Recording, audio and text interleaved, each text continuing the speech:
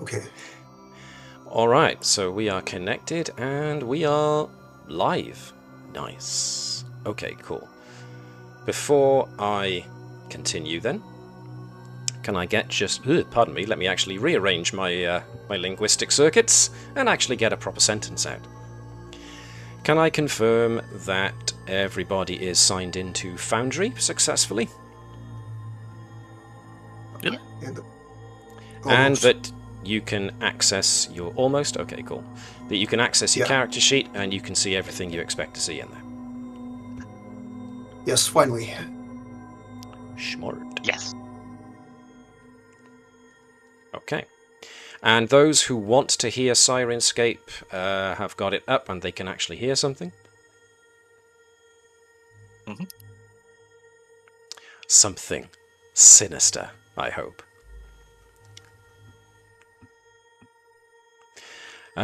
Basically, anybody who wants to hear Syrinscape not hear anything at the moment. I haven't connected to Syrinscape. Okay, that's fine. Do you need the link for it, or do you still have it from last time? I think I have it. Cool. Excellent. Alright. Okay.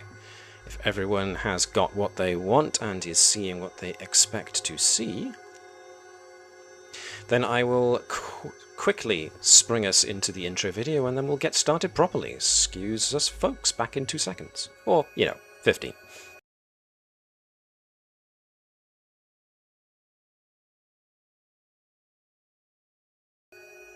Or apparently the intro video will not play, and you're just going to see my silly face instead. So, welcome. I am MJ the GM, and I will be your Games Master for the next couple of hours, and welcome to Pathfinder 2nd Edition conversion of the Carrion Crown Adventure Path. And with me are my new players. Say hello, folks. Hello. Hi. Hi. But you don't want to see my silly face, you want to see... Well, you can't see them, but you'll at least be able to hear them. But you want to see the game map too, so let's go straight to that. Cool and the gang. Right, so certain folks have got their character icon sorted in regards to whose jumps up when they talk and whose doesn't. We'll get those sorted as we go. But for now... before we make a proper start on the game, I want to point out one or two things. Probably one, but if I remember, I will also point out the second thing. But mainly, there are actually two ways that you will be able to interact with your character's abilities and whatnot. The traditional way, of course, is to double left-click on your character and bring up the character sheet. But there is another way, and I don't know if you noticed it last time when we were doing this. Probably not, but I will bring it up anyway. If you single-click select your character here on the opening screen,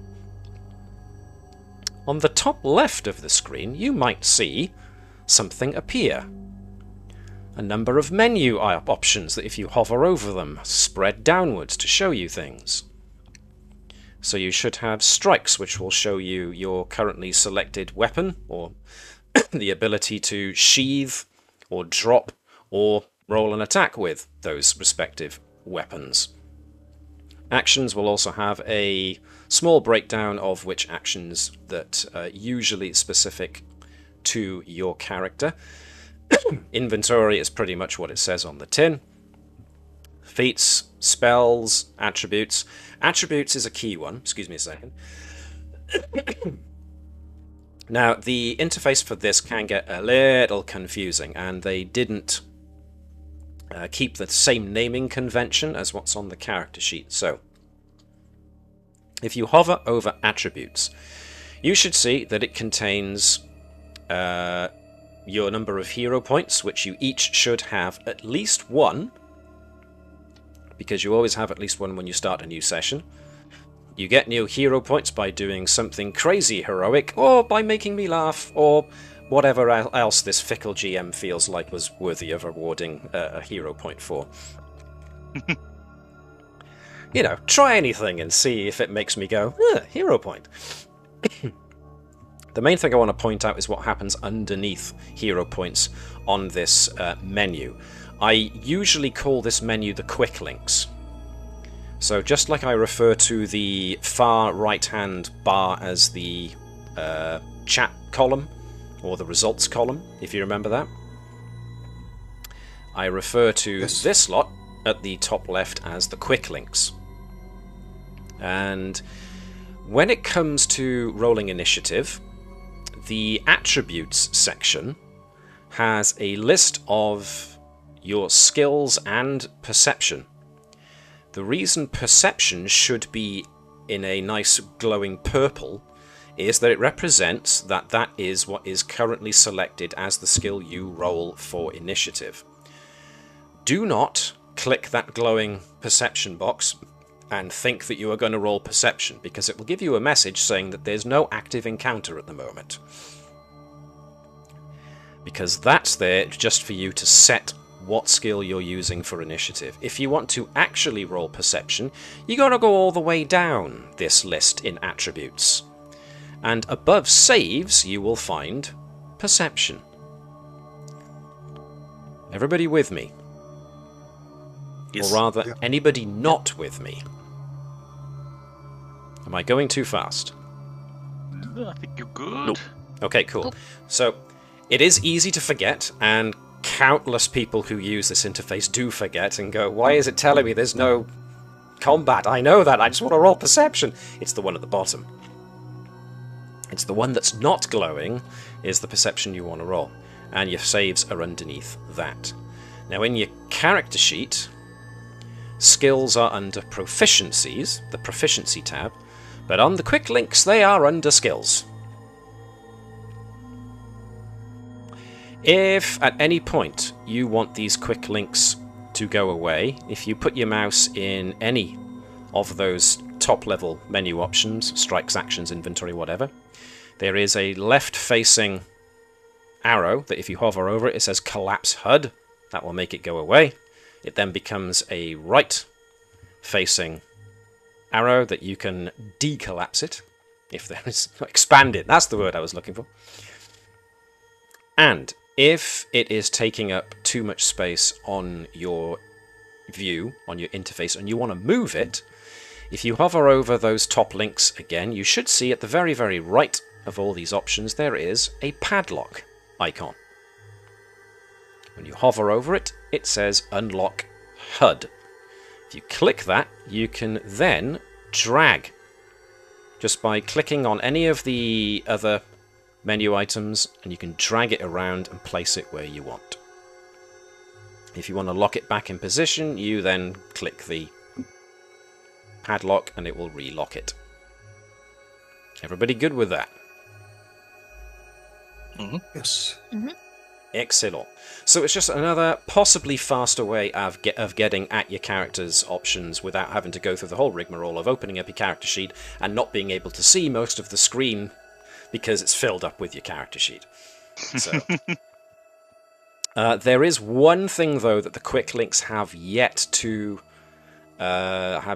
actually put in as an option, and that's those people who are using ranged weaponry and have ammunition. Who here is using a ranged weapon? Peasants. Powers. Nobody's using a ranged weapon. Oh, interesting. Okay, cool. Oh, I regret my previous statement of calling you all peasants. Alright, groovy. If at any point you do acquire something like a bow or a pistol of some sort or a crossbow, one of the first things you need to do is actually assign it ammunition, and that will be done on your character sheet in the actions section of your character sheet, where you'll have to there'll be a drop down list and you'll be able to select which ammunition you've got. Some ranged weaponry like crossbows have to be reloaded as an action or two actions, and that reload action will have to happen on your character sheet in the actions tab as well. That's the only thing that they haven't really transplanted from the character sheet to the quick links. But at the moment, it seems like nobody has got any of that. Nobody will have that trouble, so maybe that was just wasted air. We shall see. In any case, we shall, unless anybody has got any questions, concerns, or comments to get started with. No? Then let us, if we're all ready, begin. And so, we are going to find our way to Ravengro. More specifically, Lorrimor House. Which, as we know, is the residence of your erstwhile colleague, friend, surrogate father figure. Depends on your relationship. Professor Petros Lorrimor. It was from his daughter, Kendra, that you each received a letter requesting your presence. No matter where you were, a letter finds its way to you, telling you that Professor Lorrimor had sadly perished, and that the funeral was to be held as soon as possible.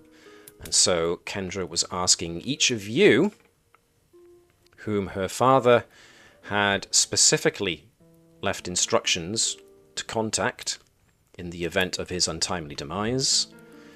So each of you received a letter from Kendra telling you that due to by her father's wishes, she would like you all to come to Ravengro and meet her at Lorrimor House in order that you could assist with the funeral. So let's move to Lorrimor House. Lorrimor House is not the biggest mansion in Ravengro. The majority of people here in Ravengro are farmers and the like. So most houses in Ravengro are simple residence buildings. And as such, Lorrimor House is a slightly bigger version. Has 2 stories, the ground floor and the first floor, but does have a somewhat sizable back garden. There are 2 entrances. There's the main street entrance, which is on the eastern side. There's also apparently a servant's entrance on the northern side, but doesn't look all that used, because as far as you know, Petros Lorrimor never had servants of any kind. And so, I would like to ask, which of you do you think arrived together in Ravengro? And more appropriately, who do you think arrives first? Who would like to arrive first? I think Ragnar arrives one of the first, at least, because he is kind of the person who arrives early. Quickest to respond. Very well. Okay. So, Ragnar finds his way to the front double doors of Lorrimor House after having followed Lady Kendra's instructions. And so, the doors stand before you. Is this going to be a soldier's fist knock, or is this going to be a gentle rap on the doors? Or are you going to ring the bell? I think I'm going to ring the bell. All right. So, Ragnar is carefully ringing the bell without any, extra noise. Okay, cool. Before we begin, I would like to draw everyone's attention to whether or not they have weapons unsheathed. I would like you to make sure that you all have your weapons sheathed, if you please. It's a minor thing, but will become important. You can do this on the strikes section of the quick links, or you can of course go into your character sheets proper and select the sheath action for your weapon. Very good. You know, it gives an interesting impression to the morning Lady Kendra if you come in with your if you're coming in armed, as it were, ready for war. Yeah, just a habit. You know, in the dungeons we usually walk this way. Yeah, So always ready. Now, I will Yes, always. state, and this applies to not just Ragnar, but everybody. When you arrive, either on foot or by coach or by horse, however it was you arrived in Ravengro, the first thing you notice is that most people clear out of your way when you arrive. Children are ushered back into their houses by mothers, who look anxiously back at you as you arrive. Some folk who are just loitering in their doorways, they just watch you as you find your way towards Lorrimor House. The closer you get to Lorrimor House, the more interested, wary looks you are getting from the Ravengro townsfolk. So, let us get back to Ragnar. Why? Go on, what was that? Would we understand why? There's a look of wary curiosity, if not outright mistrust. Uh-huh. So, Ragnar Okay. rings the bell, at which Yes. point there is the sound of someone walking on bare floorboards coming towards the door, at which point you hear a female voice saying, "One moment." There's the sound of a latch unlocking and the double doors are thrown open, and you see Kendra Lorrimor. Yes. Ragnar's Kendra- serious face. Okay, That's no go ahead. No, you go ahead. Okay, Ragnar's serious face beams slightly with a gentle smile, and he bows gently to Kendra, and his face becomes a bit sad. It's a mixture of feelings. He's at the same time he's sad, and at the same time he's kind of joyful to see her. Well, Kendra herself is a 25-year-old woman who's obviously still very much still in mourning. Her eyes are red and puffy, and she's currently dressed in dark, conservative clothes.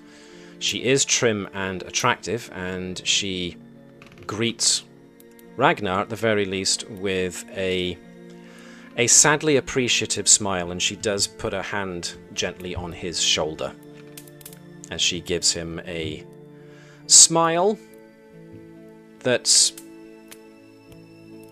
welcoming, but she does seem like she's holding back her grief at the moment, and she invites Ragnar in. Ragnar tries to gracefully enter, and well, yes, As well as he can. yes, and follows his teacher. Kendra invites you in and shows you around. So you enter past the main reception area, which still has a piano in it, although it looks rather dusty. There are a smattering of carpets, but most of the floor is either bare wood or marbled stone. Kendra just simply gestures around to the main hallway and says, "I know it looks a little bare, but I've been busying myself mainly with getting ready to leave this place, to sell it." Oh, so he made the decision to sell the place. She casually looks around the place, just giving it a once-over. "As long as I've been here for, this place now has too many memories." Ragnar bows. I understand, my lady. Is there anything I can do to help you? She chuckles a bit and just puts her hand, pats Ragnar on the shoulder and goes, "Ragnar, dear, you don't have to call me my lady. I've told you this before." Sorry, my Kendra. I just respect you as a teacher, and Sure. I owe you much. Okay, I'll try not to. He bows slightly once again. And she puts 2 fingers under his chin and lifts his head back up. What did I just say? Yes, ma'am. I understand. Close enough. If you feel you really need to be helpful, she gestures towards the main dining room. I could use some help setting up ready for when the others arrive. Yes, Kendra, and he blushes furiously, while backing away a bit. She stops him as he's about to go in, and then looks down at his feet. You might want to clean those before you go roaming about the house. Right. Sorry about that. And Ragnar immediately uses his favorite spell to clean up his boots. Very good. At which point there is another knock at the door. Who's next? I think Rell would be punctual. Probably. Alright then. So, once again, however you knock, either by a pounded fist, a rap of the knuckles, or using the bell? Just respectful knock. Not going too loud. Alright. Kendra once again approaches the door, opens them out, and gives you an appreciative smile. Well, it's been a little time. It has. I'm so sorry. How are you holding up? She looks to answer, holds it back a little bit, as she's obviously trying to compose herself. At which point she takes a moment, breathes in, and just says, I'm fine. I'm fine, really, I'm fine. I have company here already, if you fancy helping out. Of course. Anything you need? At the moment, I just need help with making this place respectable enough to receive visitors. Yourselves included. And we are expecting more, so... I currently have Ragnar roaming about sorting out the dining room. Do you mind giving him a hand? No problem. You shouldn't have to trouble yourself on this day. Just leave it to us. I'll do my best, but you know me, I do have a tendency to need to see to things myself. Father sure as hells wasn't going to do most of this stuff himself. Fair enough. Who's next to appear? Hello. Bastien. Sorry, it's a terribly long journey there. Ugh, everything's very dreary. Kendra, my dear, how the devil are you? Not as nearly as much of a devil as you, but... And she does reach up to brush an errant hair, so he looks a little more presentable. Oh, Ian looks a little irked at the messy styling it took him a while to do. Casually pushes his head back a little bit, and it's a terribly sad business. All this. Old Laurie was a dear old chap. She does crack a smile at when you refer to him as Laurie. I'd forgotten you called him that. He really said he didn't like being called that, but I think he secretly did. I mean, Laurie. Yes. It just seemed, less formal, less, no need to stand on airs with friends and the like. Absolutely. I don't really know what I'm doing here, but it did seem important for him to mention me. He mentioned 5 of you specifically, as it turns out. Oh, there are others? Yes, and she directs Bastien's attention to the sound of clattering going on in the main dining room. Oh, I assumed that was for help. No, there's no help. There's just me Oh. and visitors. Visitors, hey? Okay, I guess I can go and introduce myself to them. If there's anything you need, just let me know. Presently, no, not yet. I will let you all know, but for now, just happy to have some company. Yes. Well, Why don't you file in and make sure that big old Ragnar is actually putting the correct knives and forks in the correct places? Ragnar. Okay, yes, I will. You can't miss him. He's the one still in full armor. Ah, yes. I might have to have a word. It's not really the done thing. That's why I wore my casual armor. Oh. There's like polished, buffed leather armor So on. yeah, she opens up the cloak a little bit, and it's like, I'm taking it as ridiculously ostentatious. It's plain matte black, but it is clearly, clearly fancy armor rather than functional. For a moment there, she kind of ducks down and straightens her hair because she can see her reflection in the breastplate. But then she just taps Bastien on the shoulder and goes, "Why don't you make sure that the cutlery is arranged in the correct manner?" Yes, cutlery, right. I'm sure I can get a grip on that. I'll, again, just say if there's anything else you need. I'll be sure to mention it. Who's next? Glances around the finery as he walks through. Yes, he will notice bare spaces where portraits used to be, but there are still plenty of filled bookcases.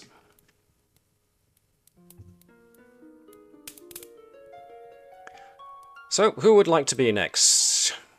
Caelemne. Gentle knock at the door. Okay, and once again, Kendra opens the door. Oh, hello again. Mrs. Lorrimor, good to meet you. I'm not Mrs., I'm afraid. Very much miss. Very much my own lady. I am Caelemne, and I've come at the request of your late father. Of course. Well, we have other guests who have just arrived, and we're very thankful of your company. She looks down and notices the pendant. Oh. For Asmin, I see. Yes, but don't be thrown off by my attire. I'm not here to perform rites. I'm only here as a request by a letter I received. That would be my letter, yes. And don't worry, Father Grimborough is going to be performing the ceremony. Well, sorry, go on. May I make myself acquainted? Well, the others are currently loitering about in the dining room. If you fancy giving them some assistance, just making sure everything's in order, that would be ideal. How good are you at actually cooking something? Abysmal, I'm afraid, but I'm willing to help. Well, maybe you should go ask the others and see if any of them have got any talent with the thing, because I'm going to need to open up the kitchen before too long. And of course, we have to discuss what comes next, so it's good that we've got another priest. Please, don't stand on ceremony. Come in. Right. Thank you, Miss Lorrimor. You can call me Kendra, dear. Kendra. And finally...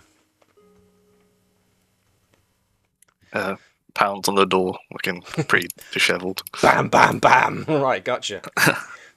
Coming! She says rather loudly, and throws open the doors. Oh, hello. Kendra, I'm taking it. Looks Roach up and down. Do you mind? And she points down to his very muddy boots. And then points to the mat that he can wipe his feet on as he comes in. Oh yeah, of course. Thank you. Wipe his feet. I'm Kendra. You would be Roach, then, I take it. Yeah, that's me. Are you sure I'm supposed to be on the invite list? I barely knew your father. I'm sure he had his reasons to request you. Please, Well, just it's a long come in. journey, so I hope so. Bastien has settled into a comfortable chair and watches the others busy themselves. Okay. So, yes, everyone feel free to avail yourselves of the facilities here, such as they are. If you need to go into the kitchen, she points towards these doors here. If you want to unlock a door, then you just click on the door and go through. Now, that doesn't look much like a kitchen, I will grant you, but this is the the pantry and the preparing tables and everything else. There are stairs going up to the first floor. There isn't a map for the first floor because that's just where the bedrooms are. So, unless anybody has anything specific to ask of Kendra, she at least directs you to those who have set up the dining table. She thanks profusely, and she's going to need a little help preparing something to eat before everything happens. She's not expecting that many guests to come back after the funeral. She seems to linger on this a little time, but doesn't exactly explain herself any further. But she then does note that if you want to take your backpacks, your belongings, there are rooms prepared upstairs. There should be enough for everybody to have one room each. You can use either the stairs in the kitchen or the stairs in the main hallway. Either leads upstairs to... They're not spacious bedrooms, but they are at least comfortable enough that you've got privacy and still room to move about.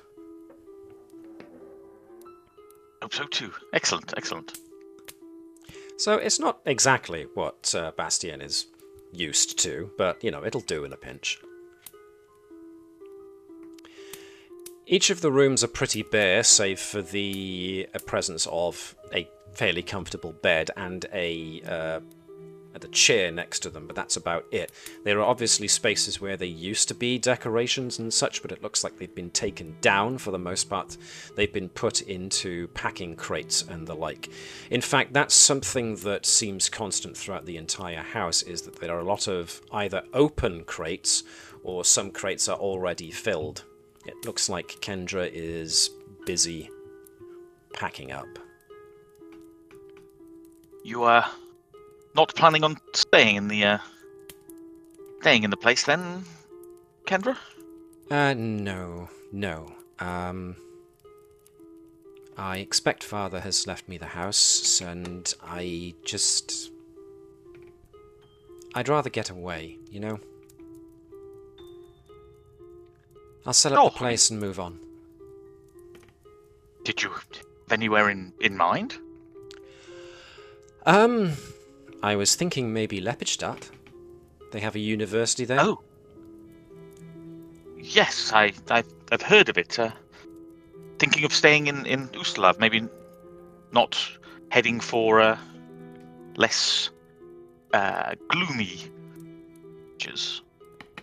She smiles at that. Ustalav has its charms if you know where to find them. I've lived here most of my life, so it's what I know. Sure, makes sense. Just, don't need to limit yourself to that. There is a whole world out there.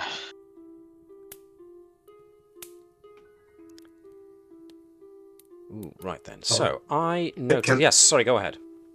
Yes, Ragnar was standing quietly beside them, and he quietly presents 2 letters from his parents to Kendra. And he says, Kendra, in any case, my esteemed parents, they gave you those 2 letters, and they welcome you always to come to our place and to stay as long as you wish. They appreciate your father's friendship and your friendship as well. Please, come to our house. She takes these letters, and you can see she's actually tearing up a little bit in regards to that. At which point she nods and puts the letters down to one side and just says, "Thank your parents for me, Ragnar. They're very gracious to us." I shall. And my brothers and sisters also await your company. They're fond of you so much, you know that. And he smiles. Thank you, dear. So, okay. I'll be here in case you need me. And he steps away a bit. Well, it's funny you should say that, because we do need to put some food on. So, oh, right. Who has got the highest crafting? Probably Ragnar has, I think. There's a way of checking that. Let's go to the party character sheet. Does anybody not know what I'm talking about? Hey. Love the party sheet. Oh yes, if we go to party skills, we can see crafting 6 is indeed Ragnar. Yes. With Caelemne a close second. I'm not going to ask... do I ask for a roll? You know what? I want to see whether or not you make a pig's ear of this, or produce a fantastic repast. Feel free to give me a crafting roll, and if anybody wants to assist, speak up now before he makes his roll. First roll of the campaign. Indeed. Yeah, we've got 0 points, just in case. Poison the party immediately. Well, this is going to be it, yeah. Yes, maybe Rell, can you assist me, just in case? I'm not entirely sure I can manage the whole cooking thing all by myself. So anybody who wants to assist... Go on, sorry. Ingredients and such. Okay. Anybody who wants to assist essentially can give me a crafting roll now. We are looking for 15 and over. So that's close, but nope. That's a definitely yes. Oh, that's Ragnar's roll. Okay, cool. And Rell's close, but no. Okay. So... Caelemne and Rell contribute as much as they can. But it seems that Ragnar does know his way around a kitchen, and is fiercely efficient in what he gets together, in which point Caelemne and Rell just, hold hands up, stand back a pace, and just let the man go. He obviously knows what he's doing. And yes, he's a soldier. Soldier, yes. So is used to producing a very... quick and efficient. Thank you. Meals. Quick and efficient. Something like a broth or a soup or something. Let this man cook. Yeah. Yes, thank you. So, for those of you who have travelled a long way, well, which is most of all of you, and that have had a tiring journey, this is a welcome, big chicken broth kind of job. Big stew. Nice big hearty stew, which does make everyone feel a lot better. But as time goes on, well, actually, it's up to you. Do you guys share any conversation over the table? Caelemne will introduce herself, because she's not known to everybody, and say, I'm Caelemne, priest of Pharasman. You may call me Caelee. Caelee? Nice name. Yes, and Ragnar follows suit, and he introduces himself. I am Ragnar Bjornsson. I come from Last Wall. I'm a soldier, as you can see, and I am a big fan and I hope a friend of the late professor. At your service. I never would have guessed you were a soldier there, Ragnar. The glint from your armor must have got in my eyes. Oh yeah, sorry. Yes, the armor. It doesn't look good, but I made it myself. You see, so. Oh. No, I'm sure it's delightfully functional. I just you do have something else to wear. Funeral. I just have clothes underneath my armor, and that's it. We value simplicity in the place I come from. So, no fancy clothes for us. Makes sense. Makes sense. I guess I'm used to more pomp and ceremony. I guess for people passing. But, I'm sure it's the lady looks upon it with pleasure that you're honouring them in your own way. Oh yes, and Ragnar does the proper moves to when Pharasma is mentioned. He knows how to... A good point. Yep, go on. Yes. Yeah, so he uses his knowledge of religion to make the proper signs. Which To respect I will bring Pharasma. up. Yep, which I'll bring up now because it is relevant, which is essentially making a spiral across your heart with your finger. Yes. Yes. Which will become important in a moment. Anybody else want to introduce themselves? Bastien returns the gesture. If not, Were we that's supposed to bring another set of clothes? I've only brought this. Kendra kind of grins at that. And just nods knowingly to herself. You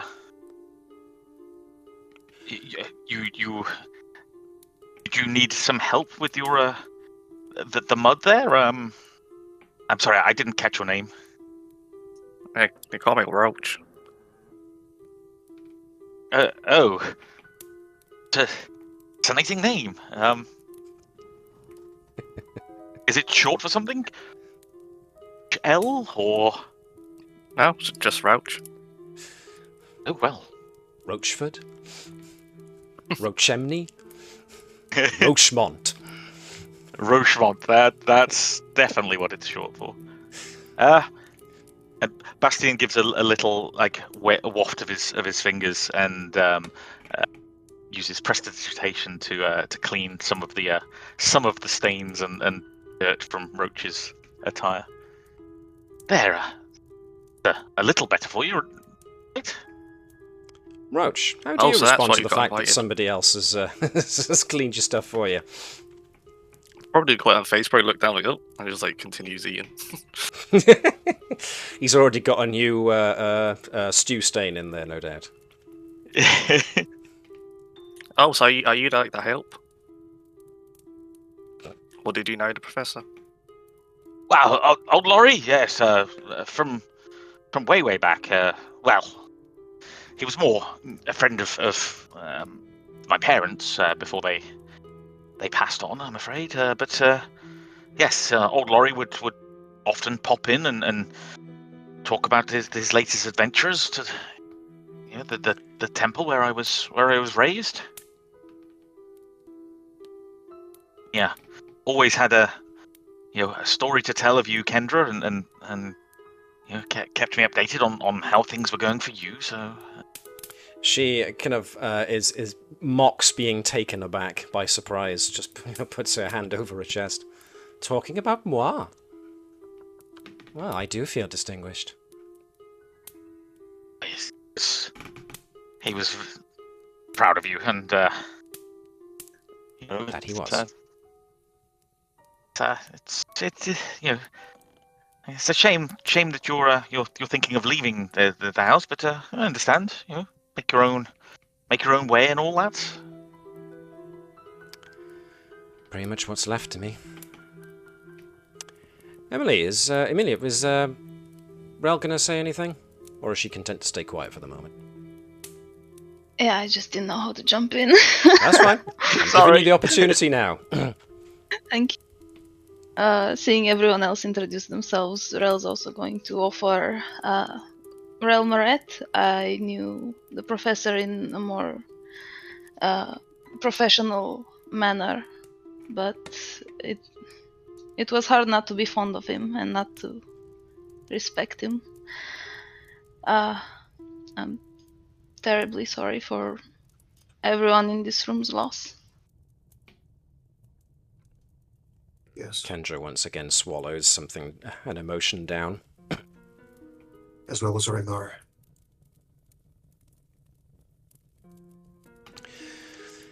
Kendra, eventually, looks at the clock on the wall, which, as you've noticed in Ustalav, is probably one of the more reliable ways of telling the time, because the sun's not out often enough for a sundial to be effective. At which point she looks at the time and addresses you all with a, "I'm afraid we need to get ready. It's time to go to the Restlands, which is the cemetery to the north.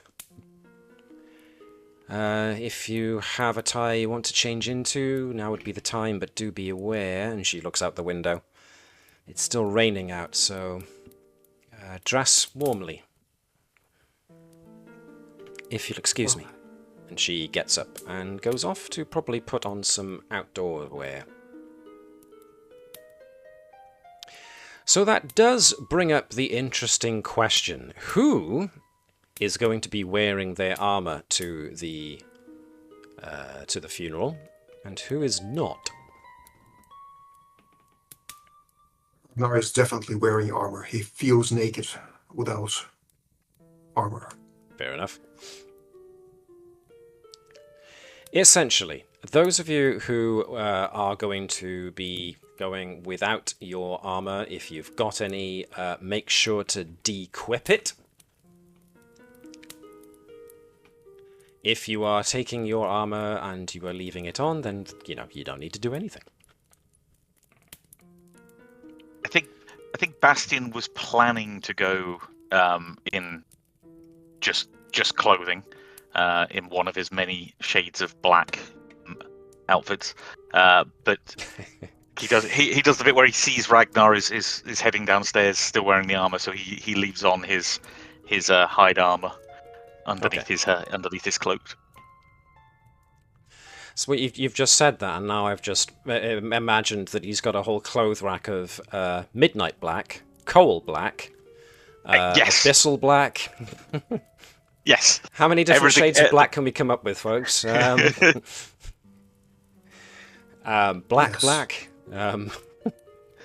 Vanta black outfit. There you go. Yes, and Ragnar smiles knowingly at Sebastian and whispers, "You made the right choice. You should be always ready." Well, if my training has taught me anything, it's it's that. We probably don't need weapons, though, right? Oh, no. It's up to you if you want to have them. Sorry, Nick, I talked over you there. Carry on. Okay, Ragnar also whispers, "You always need weapons. You never know where enemies come from and when they come. In Lastwhile, they teach us always be ready for attacks." Yes, quite. I just don't know where it would fit. So I'll carry this, and he points to an ornate silver dagger, very polished. Tis the symbol of the lady, after all. Ragnar eyes the dagger skeptically. "Maybe I can carry your weapon."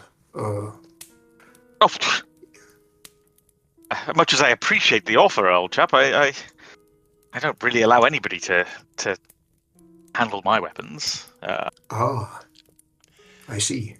Okay. And do as you see fit. There's an innuendo I could make here, but I'm having trouble reaching for it. No. I mean, what is the worst that could happen at a funeral? It's we'll be gone for a while, and then pay our respects, and then back here. I'm sure it'll be fine. Caelee steps in with an eyebrow raise, looking at Ragnar knowingly. Yes. What? I mean, I'm always happy to seek the advice of a priest. Caelee, do you think I would would the lady deem it inappropriate for me to bring my weapons? I wouldn't want to, to be improper in any way, shape, or form. Caelee grins and kind of just remarks that it's not to be unprepared, but to be over-prepared when you're not supposed to be. However, in Lastwall, especially in Vigil, to my experience, even a sidearm is necessary. So much true, and Ragnar bows to the priest. Yes, you speak wisely. That being said, Caelee will have her dagger. Yes, I guess I could. You give me a hand here. I think if I tuck this shield up under the cloak at the back, it may not be immediately obvious. Likewise, I can have my hammer away a little, so it's not obvious that I'm carrying too much. But like you say, good to be prepared. Yes, yes. Wise words, Your Holiness. Caelee kind of takes offense to it because she's just like, really? Indeed. And Ragnar bows again. Very wise. Thank you. I was always fascinated by the priesthood. So great to be one of the ladies chosen. Caelee, I never quite had the aptitude for it myself. I don't know why, but I can swing a hammer pretty well. Oh, judgment for those who refuse their journey in the cycle. Those undead filth, but yes, it's very auspicious for me to run into you, and maybe I can learn some things from you. Awkward silence. Yep, giving a nod, Caelee will just proceed downstairs and resume gathering with everybody else. I think that went well. Okay, is there anything else anybody else wants to do in preparation for going out, or is everybody pretty much ready? Ready? If you wanted some spare clothes, Roach, I have a top that might fit over that. Might fit you. I mean, you already cleaned my clothes, so I might as well use these. Okay. Just the offer's there. Fine. Oh yes, Why? and Go on. Ragnar takes some food, especially bread, to maybe feed some children or the poor who can be at the ceremony, potentially. Interesting. Okay. But he asks for Kendra's blessings for that, because such is the ritual at Lastwall. When Kendra comes down, she is wearing an all black dress, and she's got a jacket on over the top of her blouse, and she's got a hat with a black veil pulled down. But she does lift her veil up to have a look at what Ragnar is putting together as offerings for the poor, at which point she kind of sucks the air in over her teeth and goes, you probably will want to just leave that here, Ragnar. There's not going to be anybody else but myself, yourselves, and some small smattering of people who knew my father, and that's going to be it. Oh, what a shame. But I thought your father was very much appreciated and well respected among the community. Why is that so few people come to see him go? She looks like she's about to answer, but she considers it for a moment and then just seems to pocket it away somewhere in her head. Straightens Ragnar's cloak a little bit and just goes, maybe I'll tell you later. For now, we have a job to do. As you say, Kendra, and Ragnar respectfully puts the food back on the table. So, my father's coffin is going to need pallbearers. And she looks at each of you, and some of you are bigger than others. Yes. It needs How at many least would 4. you like? But, yeah. We might need to balance this out a little bit, because we've got 2 rather big dudes. Unless Caelemne and Caelee and Rell are actually taller than I think they are. Caelee's on the taller side. She's 5'8". Okay.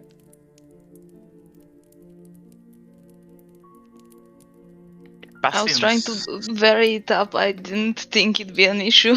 That's fine. Wow, Ragnar's 6'3", so he's all the way up there. Has to duck when he comes through a door. Yep. Bastien's tall. 5'10" for Roach. 6'2". So there's 2 tall boys. Followed by 5'4". Yeah, this is going to be onto the handles. Yeah, this is going to be a somewhat lopsided casket, it seems, potentially. 5'10", 5'6". Okay, That's so just rolled out of it. yeah, luckily there's a lid on the thing. So the two tallest should at least be flanking the same Yes. end, rather than it be comically lopsided.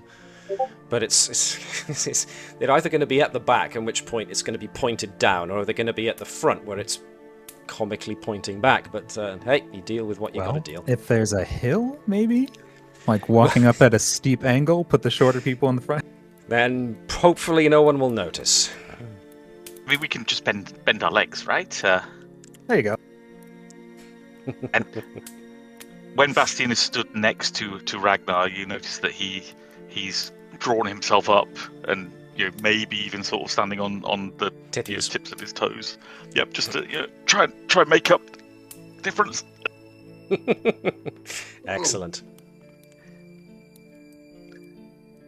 Ragnar Okay. just shrugs because he did this many, many times in his life, so he's very used to such rituals.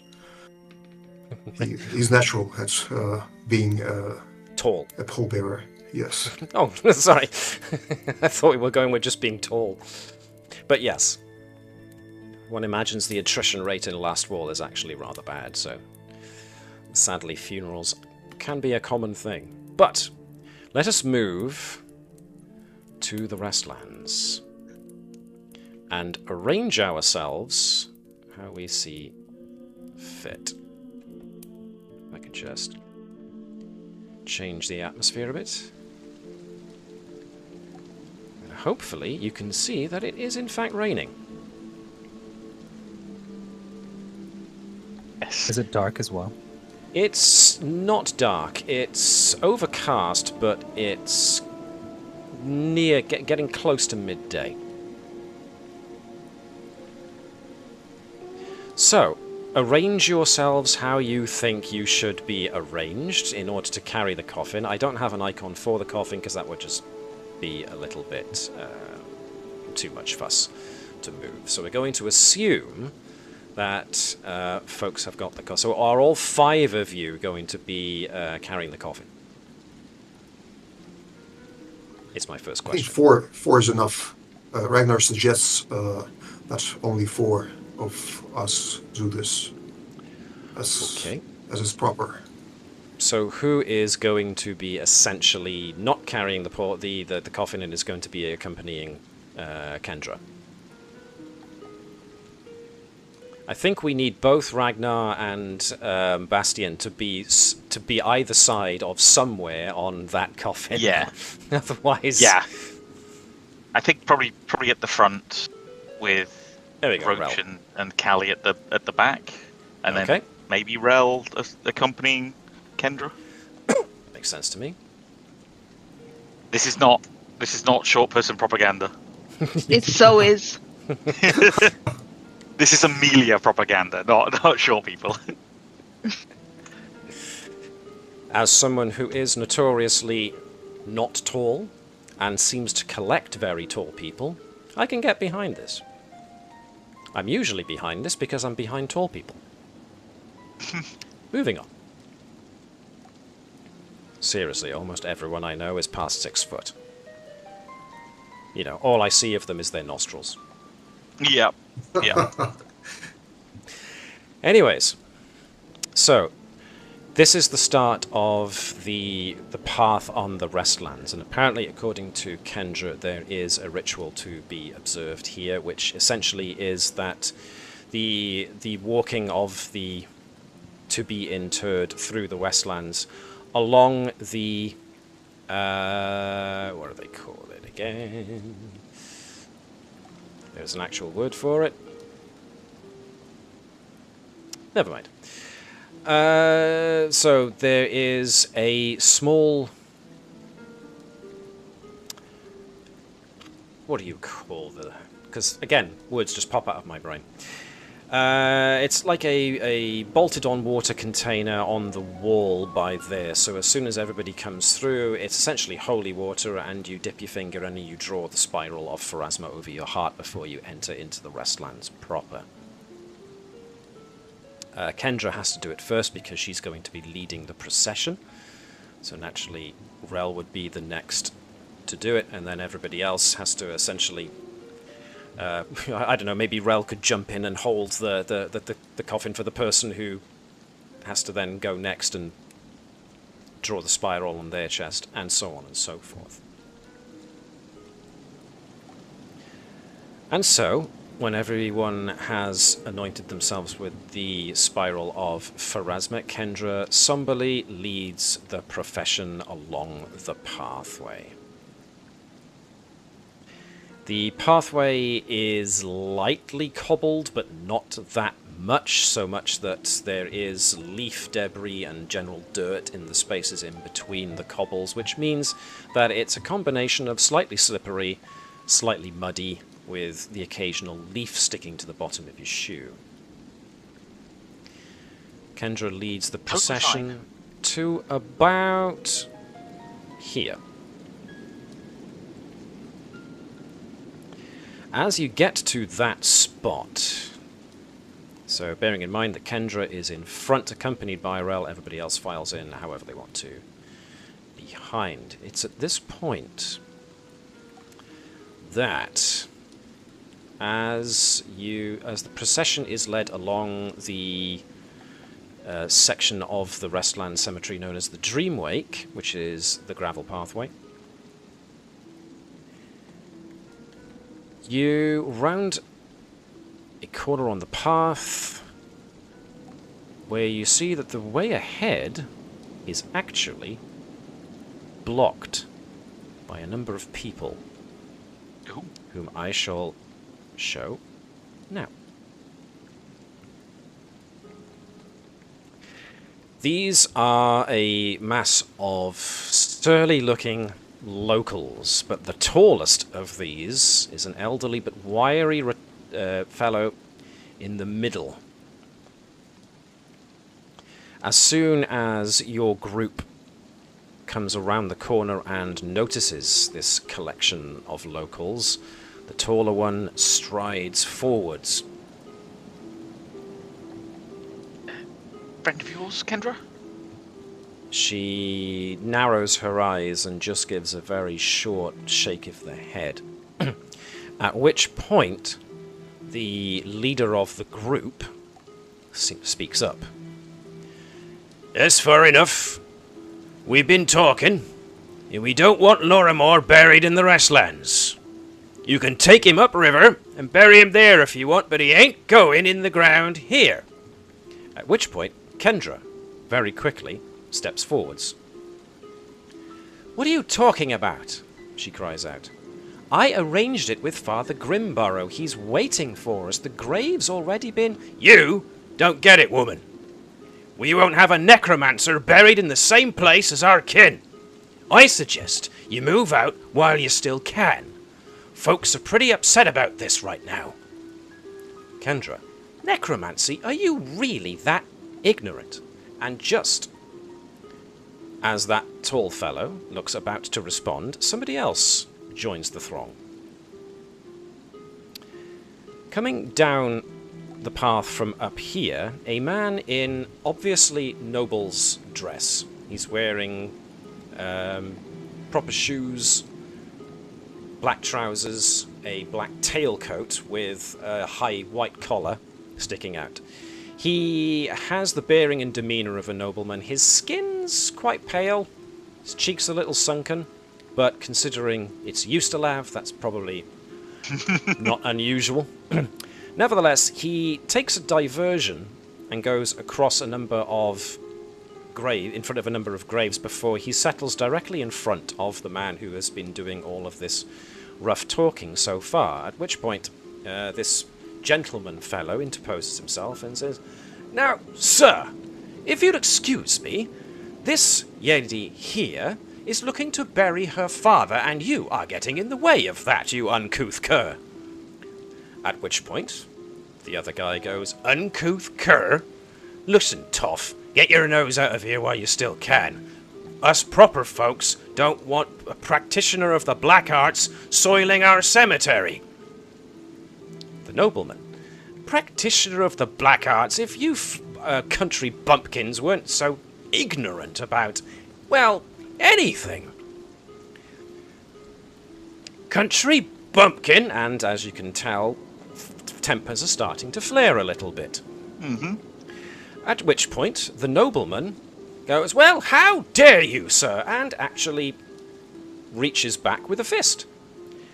That fist does make contact with the roughly spoken individual, at which point the nobleman then retracts his fist and goes, ow! At which point the rough-spoken fellow laughs in the face of this fella and just pushes him.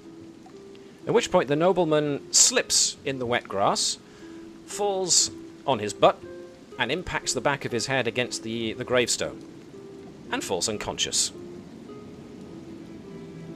Oh, God. Ah, glass jaw, eh? Well, if he's anything like the rest of you, you can get stuffed as well. Go on, get out of here. Maybe we should put the coffin down. Now, Oh, yes. 6 individuals are starting to peel away from the rest of the group, and the instigator is taking a step back. These guys are commoners, but they are wielding pitchforks and rough wooden clubs and the like. And they look ready to start a fight. Looks like you were right, Ragnar, old chap. Oh, yes. You should be always prepared for some unfortunate events, but maybe we can talk our butts out of this. Well, Maybe some of us can actually pull that thing. if somebody wants to try and negotiate this down, feel free. Yes, I'm certainly bad at negotiating. I'm sure you're good at a certain type of negotiating, just not necessarily the spoken kind. Yes, true. So, again, if anybody would like to try diplomacy, to try and talk folks down, now would be the time. Yeah, Rell's gonna step up and have you no respect for the dead? Have you no respect for the grieving? Is this really the place and time to make a scene like this? And I'm going to try to talk them down. Okay, cool. Oh. For that, I will... For that nice bit of shaming there, I will give you a +1 on that.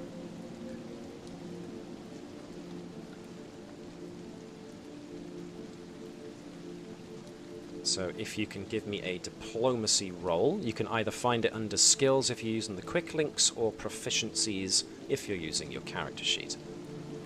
Now, is that public or blind GM roll? Make it public. Ooh, nice dice. That is a 20. That is very good. Yes. Okay.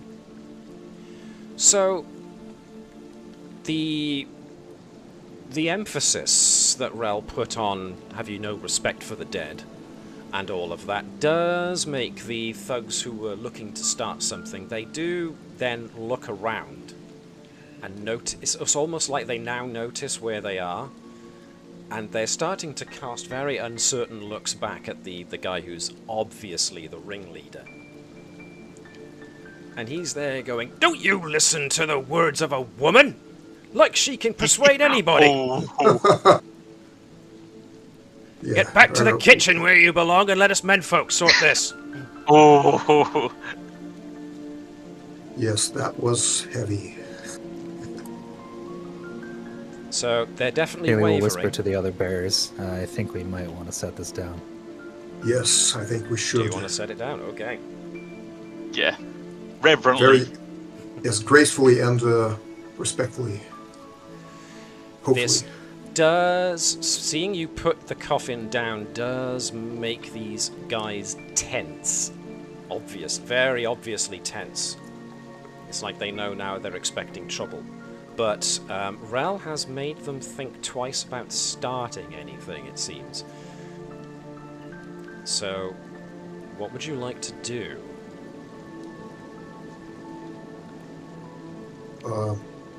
In half-feigned urgency, Caelee will give a reason vocally and say, I need to tend to him, pointing towards the man that's now head slumped on the gravestone. Nick, what were you going to say? I was whispering quietly to my companions who were carrying the coffin. I can challenge the upstart to a duel and maybe settle it this way. There is a certain tradition in my place. I do think maybe we should see if Rell can de-escalate this. Putting it Okay. all on Rell.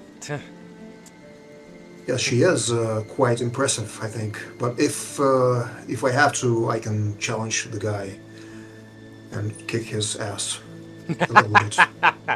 Nice. Just a bit, just a little bit, without This is killing all him. small banter among us, right? We're not saying this out, right? Yeah, so I was whispering. Loudly proclaiming it. You, sir, I demand restitution and kicking of your ass. I like the duality you struck there. It was quite nice. The professor always spoke very highly of Rell and her negotiating skills, so I say we be ready. But Kat, if you want to see to that chap, that's a good call. Okay. So what do you want to do Caelee, now? without moving, will kind of signal to the ringleader, may I tend to him, without trying to move to provoke him. He's just glaring at you, and he's now trying to rile the others up, and he's starting to push folks in your general direction, but they seem to be very hesitant to move. They're once In that again case, I'll looking just around proceed. where they are. Sorry, go on, Oz, I talked over you there. No problem. I'm just going to proceed to check on him then. Yeah. Okay, so a close look doesn't reveal much, but you know, he's got his head slumped forward. There's no blood per se, so he hasn't cracked his skull open and is, you know, dead or anything. He's obviously breathing. He's still alive, but he's unconscious at the moment, it seems. What about the rest of you? What are you doing? I think It's just Roach. You go. Oh, sorry. I was going to say, I think Roach will try to intimidate them. Okay, And say something like, if you don't leave now, you're going to have to dig some more graves. I like it. Was Ragnar going to say something then? No, he appreciates Okay. The approach. Bastien's going to do the Go on. Bastien's going to do the eye roll of like, oh, this was always going to go this way. Okay, so Roach's threat does make one or two in the front of the group start to back off a little bit, but the ringleader once again goes, "Come on, there's more of us than there are of them." But they're still, you can see they're teetering, they're wobbling. You know, something definitive might make them either run away or will start things off. So what you do next will determine what happens. Because you're currently in a bit of a stalemate, a holding pattern. After checking on him and making sure he's okay, I direct my attention back to the ringleader and, out of curiosity, why do you claim that this man was a necromancer? Why do I claim? Because everybody here knows that Lorrimor was into dark stuff. All those books and scrolls he kept on coming back on his travels with, delving into places that no person has a right to go delving. Bringing that Caelee kind of would cursed sympathize stuff that. back. Caelee would sympathize and would speak to it and say, as I agree, desecration of the undead is paramount and against my lady's wishes. Not in agreement. Yeah, yes. Right. Kendra does have her brow very firmly knitted right in the middle. And it's like he was not a necromancer. She spoke through teeth. Yeah. I understand, obviously, one who likes to read is always a little suspicious to me too, friends. But as a devout servant of Pharasma, I believe, no dirty necromancer would truck with one such as me, and old Laurie was always looking in and looking out for me and making sure that the work done at the Temple of Pharasma was on track and everything. I think maybe it's just jumbled wires. The only reason he was probably going to the Temple of Pharasma was to beg forgiveness for his transgressions, or to find out how he could get around such. Come on! And he's still trying to mush these people forwards. They're still not entirely certain, though. So are you guys going to take any further actions, or are you just waiting to see what they do? Do we pick up Ragnar. on why he's still so inflamed despite, efforts to make him less so? You can, if you want, give me a perception check as a sense motive.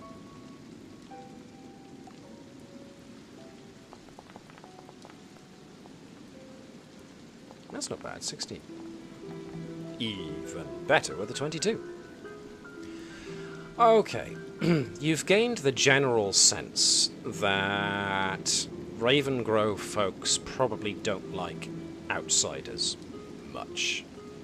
They seem to be a bit of a suspicious lot. And suspicious sometimes can also mean superstitious. Mm-hmm. And, as has probably been rightly pointed out, somebody who brings back books and travels around a lot. They've obviously been... There's been rumours circulating. Someone was going to say something there, and I talked over them.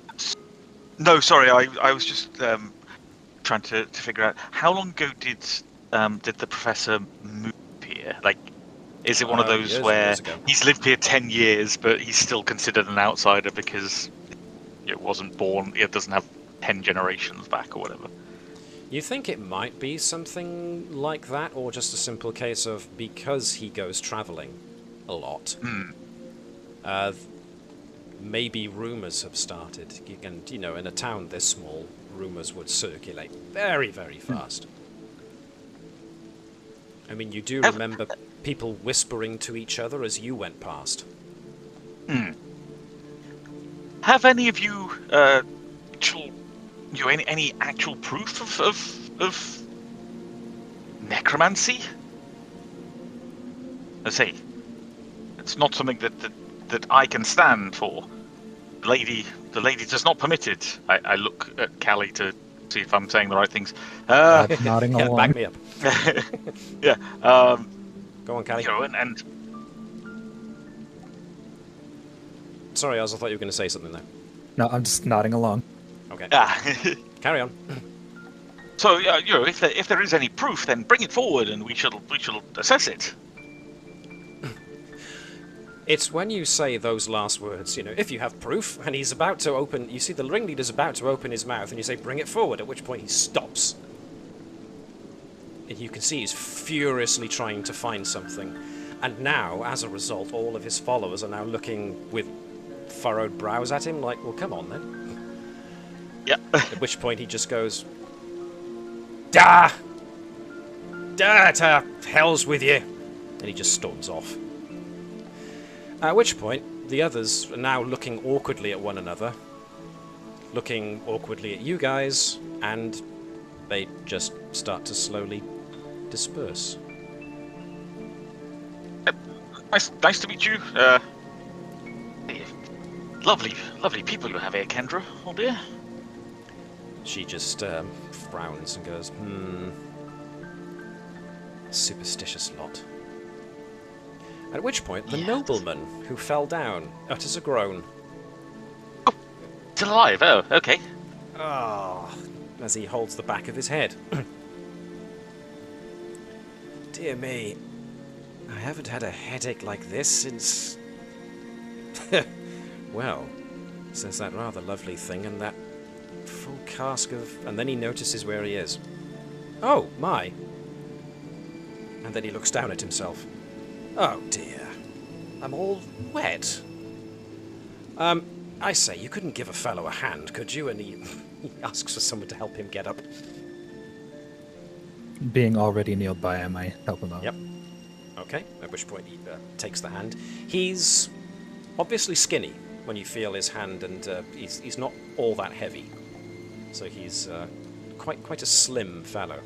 As he stands up and sort of pulls himself down, he then starts to swat at the back of his legs as he notices that he's got mud on his trousers. Oh dear. Here I was, thinking I was going to be all chivalrous and come to the rescue. Oh, you did great, old chap. Let me, and I'll flick my fingers and remove some of the mud with prestidigitation again. Oh, marvellous! Thank you! At least someone out here is civilized. Yourself, present company accepted, of course, and he gestures around to all of you. Lady Kendra, I am so very sorry that you had to endure that. At which point, Kendra's looking at him, and you can see she's got that look of, why do I think I know you? At which point, her eyes go wide, and she goes, oh my goodness, Uncle Addy? Uncle Addy? At which point, the nobleman kind of grins to himself, nods, and goes, ah, yes, you did used to call me that, didn't you? Yes, that would be me, my dear. Although, you've, he looks her up and down, definitely grown. But then he looks at the rest of you. I am sorry, where are my manners? Lord Adivian Androsant, at your service, my lords and ladies. Oh, Yes. Lighted. Ian. Well, thank you very much for the assist, especially considering the rather, well, embarrassing way that turned out. I figured he'd be nothing but a soft-nosed country bumpkin and would just pale at the first utterance of aggression. Seems I was, and he flexes his hand and shakes it off, rather mistaken. The man has a jaw of oak. Or I have a very, very weak right hand. Maybe a combination of both. It was a Plus, valiant sorry. effort. Well, thank yes, you. yes. Although, and he puts his hand to the back of his head, yes, I rather don't think I'll be doing that again. Anyways. Well, I suppose I'd better get back to the actual, and he looks in the direction of where he came from. The actual burial is back that way, and we are all waiting on yourselves. Father Grimborough was wondering what the commotion was about, so I volunteered, so I'd best get back to be part of the congregation, as it were. I see you're the pallbearers. Very good. Yes. Well, I will keep you no longer for this sacred, this sacred ritual. I will speak to you in a little bit, if you'll excuse me all. And he bows to you each, and goes back off to join the others around what's to be an actual open plot ready for the coffin to be lowered down. So feel free to move yourselves all the way up to this area up here, where you see that there are indeed a number of individuals already present. Most are in some approximation of not exactly nobles' attire, but are at least dressing respectably. The cheery-faced fellow is still wearing a simple shirt, but has got a coat over the top of it. He looks like he is a man who is used to smiling, but in this instance he is wearing a somewhat respectful, somber impression. Lord Andrasant is stood next to a very officious-looking fellow who is holding a number of ledgers under the crook of his left arm. Next to them, though, is the very obvious priest of Pharasma, who is dressed all in black, with some silver lining here and there on his attire, and a very big silver holy symbol of Pharasma, as he essentially greets you all and asks you to arrange the asks the pallbearers, pardon me, to arrange the coffin on a platform that's to be lowered down by ropes. There are a couple of essentially gravediggers who are respectfully standing off to one side. They're more than likely going to be the ones who are going to lower the coffin in. There's a bench for you guys to sit on next to Kendra, but of course those who can't fit on the bench will have to stand behind. At which point the ceremony gets underway, and Father Grimborough leads everybody in a short prayer. At which point he enters into and so we commit our departed brother Petros Lorrimor to the embrace of the Grey Lady, knowing that his deeds in life will see him fairly judged in the after. So, though this is a somber occasion, we can feel glad in the knowledge that in some fashion we may very well see our departed brother once again, as and when he rejoins us in his next life. To his daughter Kendra we give our commiserations, but also hope that she finds solace in the knowledge that the deeds of her father will ring strong into Pharasma's garden. And I believe there are a number of associates of the professors from afar. We welcome you.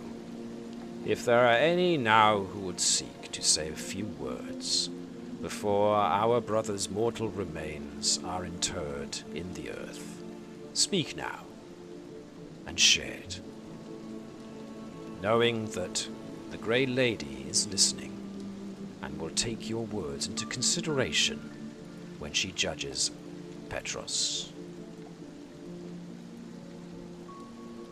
Are there any that would like to say something? Yes, Ragnar bows to the people surrounding him and steps forward to the grave. He pulls out his sword and he makes a knight's pose in front of the grave as he speaks loudly for everyone to hear. Professor, you were of a great assistance to the Last Wall. You shared your knowledge and your kindness to the people of Last Wall, and we appreciate that. You saved many lives, and maybe your legacy will save many more. I, on behalf of the people of Last Wall, pay our respects to you, and we salute you. Ragnar bows again and points his sword to the sky. And you can see some tears in his eyes through the rain. It is evident that he treated Professor as his maybe uncle or as a fatherly figure. He had some deep respect for him. And Ragnar steps back, his sword once again in the scabbard. Kendra does reach over and does grip his wrist before she lets it go again.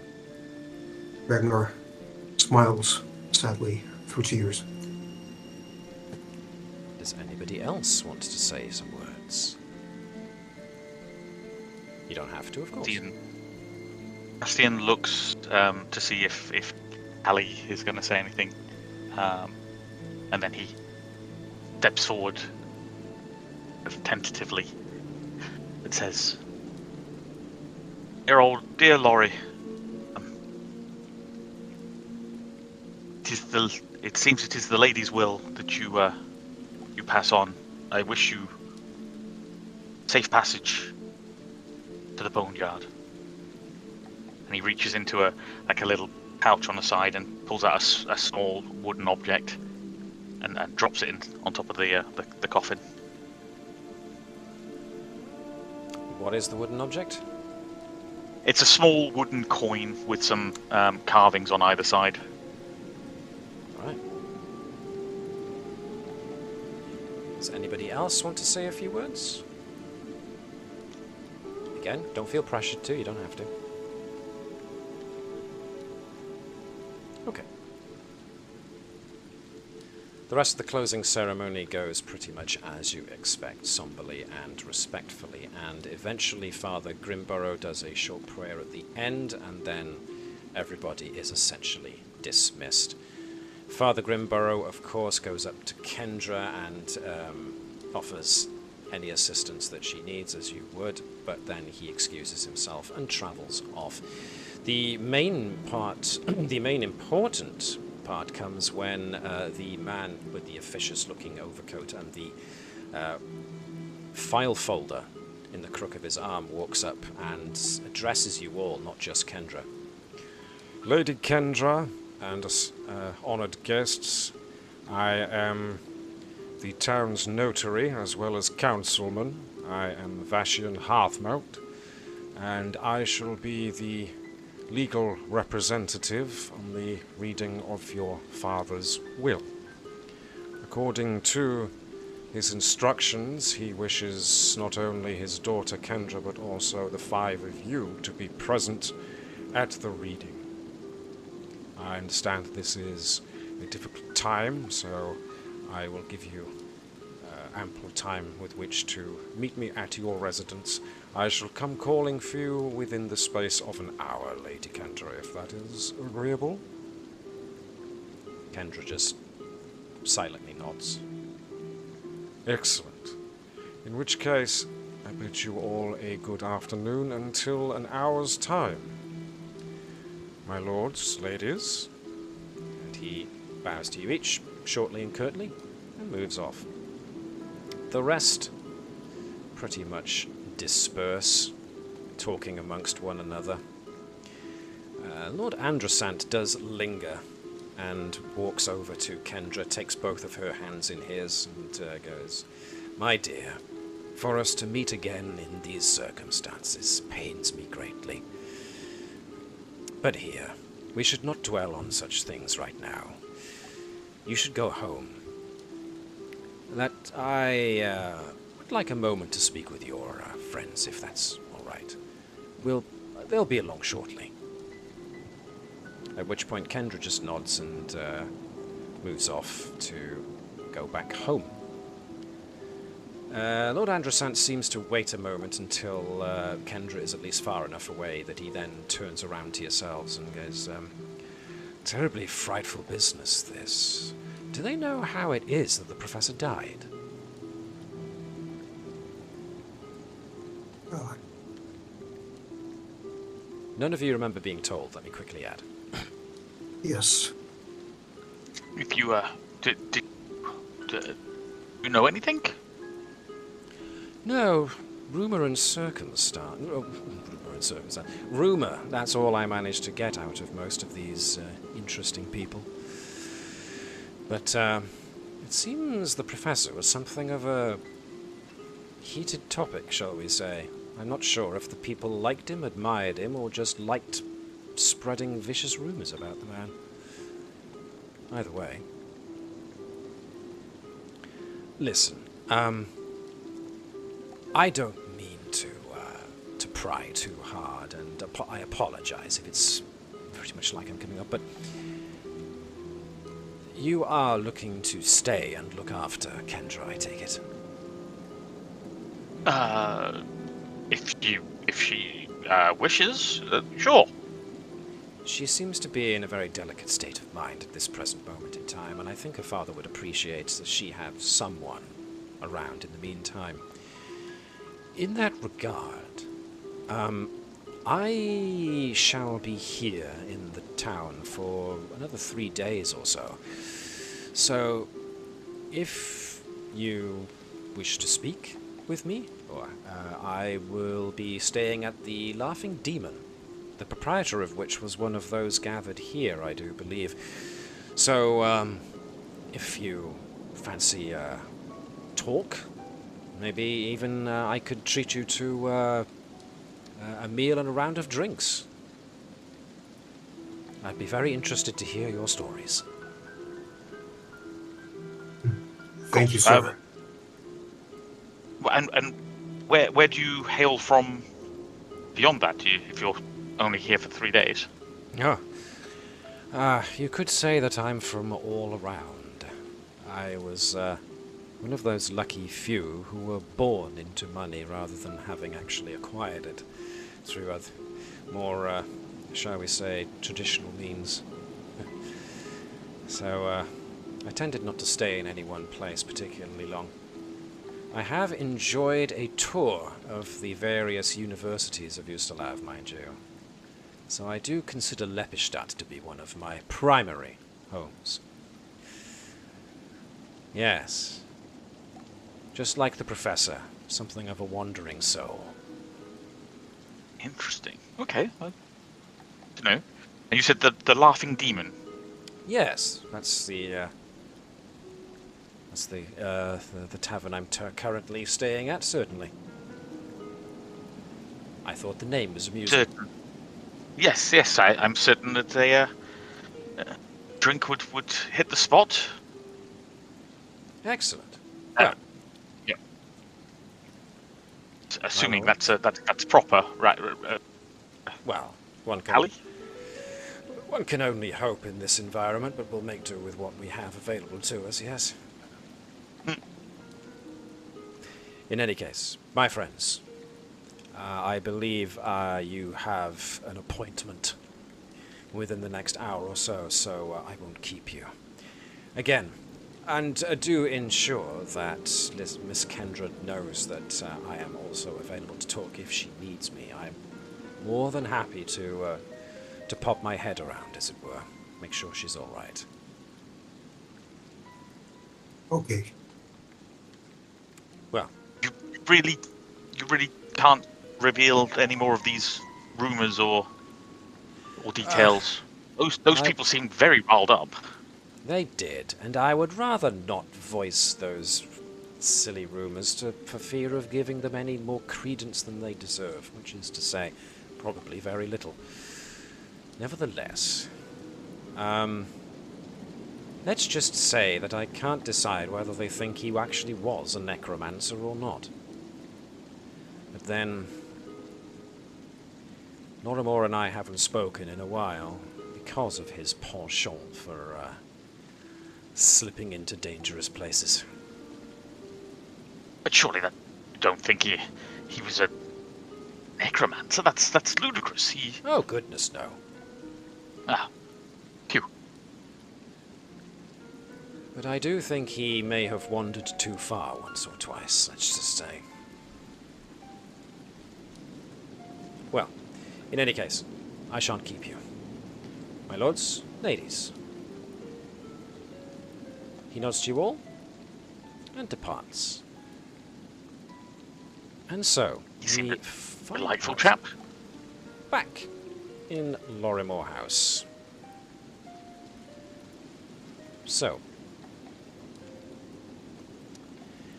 unless you have anything particular you want to do during the hour or so in which you wait for the notary to arrive,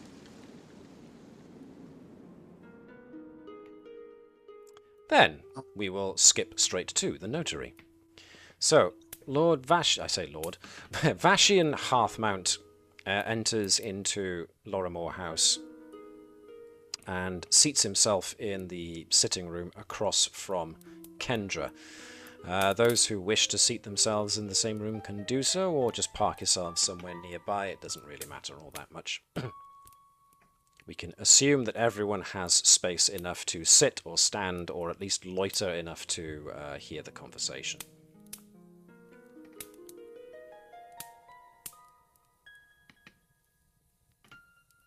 And we'll gesture to the chair for Caelee. No, it's fine. I'll stand. Okay. So, when everyone finally gets themselves settled, Kendra obviously has no idea what is in this will. She looks just as intrigued as everybody else. Councilman Vashian produces a scroll case and shows to everybody that the wax seal containing the professor's, which has got the professor's personal seal stamped on it, is unbroken. He then proceeds to break the wax and opens the scroll case. As he does, a small iron key falls out of the tube, clattering noisily onto the table. Undaunted by Don't have the a rogue to check for traps. No, indeed. Just excuse me while I make a couple of perception checks on the slide. Nope, that was just for me. Okay. Undaunted by the key, the councilman begins to read from the scroll. And he reads it aloud to everybody. I, Petros Lorrimor, being of sound mind, do hereby commit to this parchment my last will and testament. Let it be known that, with the exception of the specific details below, I leave my home and personal belongings entire to my daughter Kendra. Use them or sell them as you see fit, my child. Yet, beyond the bequeathing of my personal effects, this document must serve other needs. I have arranged for the reading of this document to be delayed until all principals can be in attendance, for I have more than mere inheritance to apportion. I have two final favors to ask. To my old friends, I hate to impose upon you all, but there are few others who are capable of appreciating the true significance of what it is I have to ask. As some of you know, I have devoted many of my studies to all manner of evil, that I might know the enemy and inform those better positioned to stand against it. For knowledge of one's enemy is the surest path to victory over its plans. And so, over the course of my lifetime, I have seen fit to acquire a significant collection of valuable but dangerous tomes, any one of which, in the wrong circumstances, could have led to an awkward legal situation. The councilman seems to move at his collar a little bit there. While the majority of these tomes remain safe under lock and key at the Lepidstadt University, I fear that a few I have borrowed remain in a trunk in my Ravengro home. While invaluable to my work in life, in death I would prefer not to burden my daughter with the darker side of my profession, or worse still, the danger of possessing these tomes herself. As such, I am entrusting my chest of tomes to you posthumously. I ask that you please deliver the collection to my colleagues at the University of Lepidstadt, who will put them to good use for the betterment of the cause. Yet, before you leave for Lepidstadt, there is the matter of another favour. Please delay your journey 1 month and spend that period of time here in Ravengro to ensure that my daughter is safe and sound. She has no one to count on now that I am gone, and if you would aid her in settling things in order for whatever she desires over the course of this month, you would have my eternal gratitude. From my savings, I have also willed to each of you a sum of 100 platinum coins. For safekeeping, I have left these funds with Empress Daramid, one of my most trusted friends in Lepidstadt. She has been instructed to issue this payment upon the safe delivery of the borrowed tomes no sooner than 1 month after the date of the reading of this will. Ooh, sore throat. I, Petros Lorrimor, hereby sign this will in Ravengro on the first day of Caelee in the year 4711, Aradan's Reckoning. The councilman rolls up the scroll, hands it over to Kendra, and stands up. My lawful task here has now been completed. Unless there are any questions, then I bid you all... Oh, sorry, go on. No, I say so many questions. Not for you. What's Then, that my key lords for? and ladies, I bid you good day. Yes, good day, sir. Kendra moves to see the councilman out, but he holds up a hand to essentially say don't bother, and he essentially disappears out the front door. Is the key still Doesn't there? literally disappear, he just leaves the house via the front door. Excuse me. Drops a smoke bomb. Well, yes, indeed. Is the key still on the table? The key is still on the table. What's that for? The trunk, probably. The trunk, probably, yes. But that was Somebody pick it up. Okay. I can do that. And Ragnar Okay. takes the key in his hand. With a little searching, Kendra does direct you all to a relatively small chest made of oak and iron. And some of you who are strong enough to can carry it into the reading room here. Reading room? Did I say this is a reading room? I said this is a meeting room of some sort, didn't I? yeah. Yes. Let's go with what I said before and not what I said just then. Okay. I am God, I shall rewrite time. There we go. If someone could, like, waggle their fingers mysteriously for me, then that'll be all the better. There we are. Thank you very much. Kendra looks rather nervous about the contents, but seeing as Ragnar has the key, she just looks at him expectantly. Did old Laurie ever mention this to you, Kendra? No, he didn't. I mean, I I wonder know if, collected books. You wonder Yes. Well, I wonder if maybe, and you know, I hate to say this, but I wonder if maybe you should excuse us while we open it. if He didn't think want you that's- exposed to it.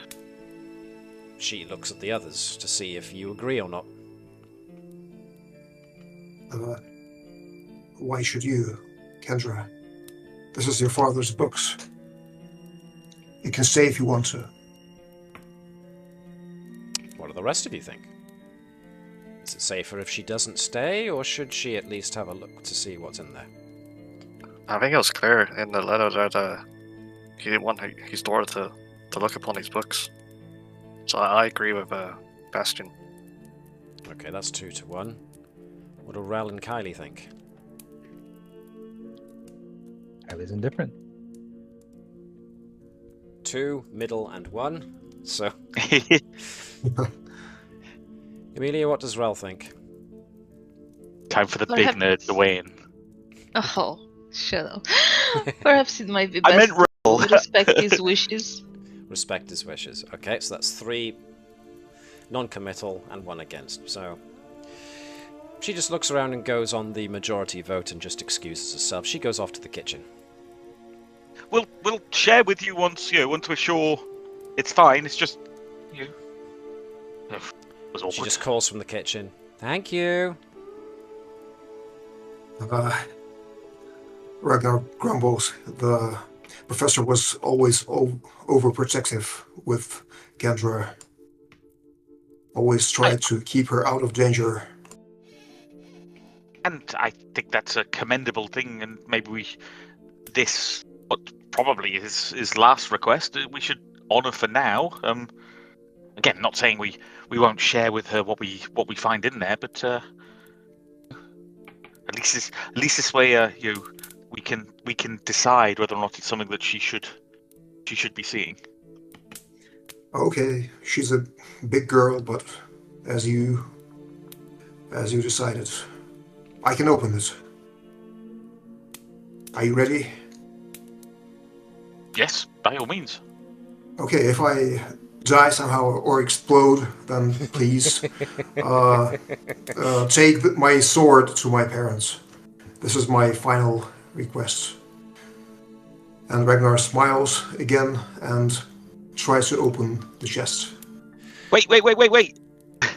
Do explode? How do we know how to find your parent? Oh, it's too late. You opened it. Yes, that was a joke, my friend. Yeah, I was about to say, some of you suspect that this may be actually an attempt at humour by Ragnar.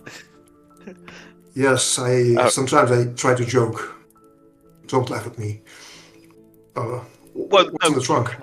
You want us to laugh. That's the point of the joke, old chap. Yes. The key fits in the lock perfectly, and nothing blows up. You'll be happy to know. Disappointed. Yes. Surprised. Not even trapped. Yeah, car.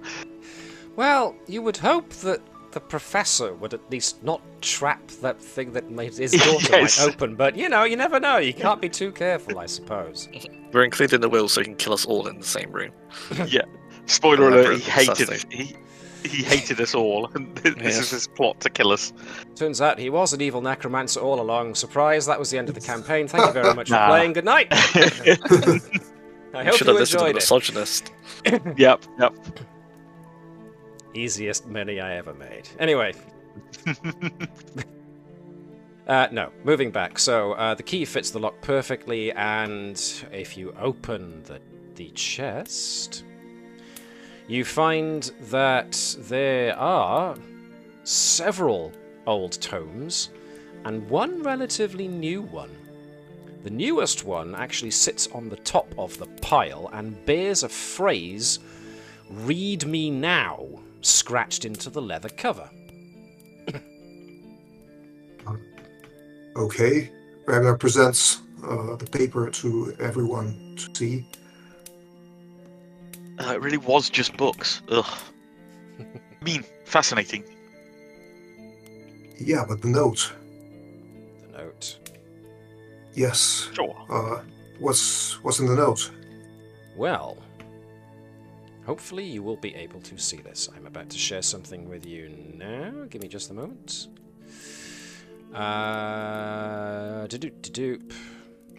Let's show it to everybody. Let me know if nothing pops up. I got a pop-up. Yeah, I got it. Excellent. I will give you a few moments to read it. If anybody has trouble, let me know.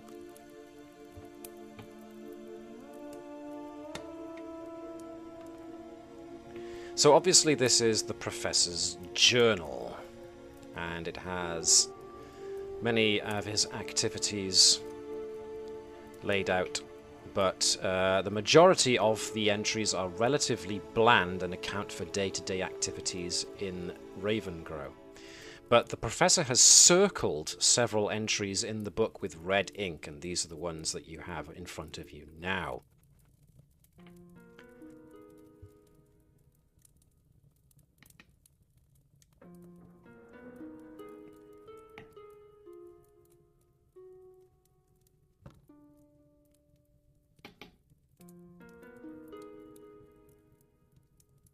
Let me know when you are done reading.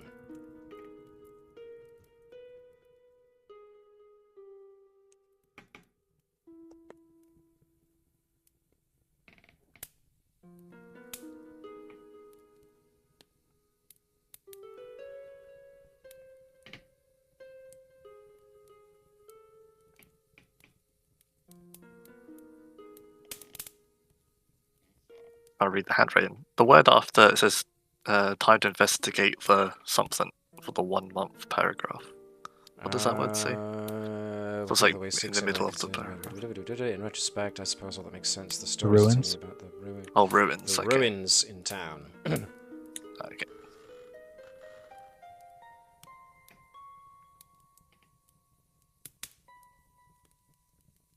I mean, thank your lucky stars I didn't write this, because you never would have been able to decipher it. I'm really Are bad at you a like, doctor? reading handwriting.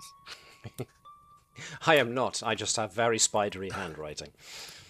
Okay. I wish I could claim to be a doctor and have that as an excuse, but no.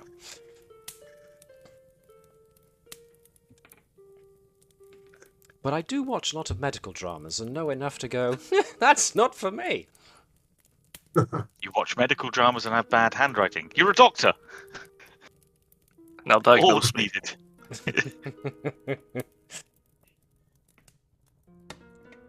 That was an evil laugh. I practice. Okay, an evil doctor, but you know, Doctor Evil. Evil, yes. there we go. I didn't spend 10 years in evil medical school to be called Mr. Thank you very much. And I cannot quote any more of that because otherwise I have to watch it. Oh, the free The rule of quote three. Plus, I used to be a Wiccan, so the rule of three is very handy for lots of things. Can you do the "How about no, you crazy Dutch bastard" line in your Doctor Evil voice? No, because I don't remember the line, because I haven't seen Austin Powers that many times enough to memorize the whole script. So, That's like the one scene I remember where he's like in the chair and he like goes up to Goldberg and is like, "How about no, you crazy Dutch bastard?" Hate people who are intolerant of other people. The Dutch. And the Dutch. Is the Well- Whispering Way like a known organization, or is this something that's probably None of you have ever heard the name before. thought so? Sir, this is fascinating. And Bastien looks visibly kind of excited. There's an undead plot. We must deal with it. This is why we're here. But the fates have conspired to bring me to dispense judgment on these undead. Well, the fates and obviously the very explicit invitation from Professor, but still. But to everybody else, Bastien is now out of his chair and is maybe buzzing a little bit about this. He seems very energized all of a sudden. And he checks over with Caelee every couple of statements just to make sure that he's not saying anything particularly sacrilegious, and that she's on board. Caeelee's mostly nodding in agreement, but will speculate elsewhere. And while she is agreeing with everything you're saying, she's more concerned and addresses the fact that the professor either knew or thought he was going to die.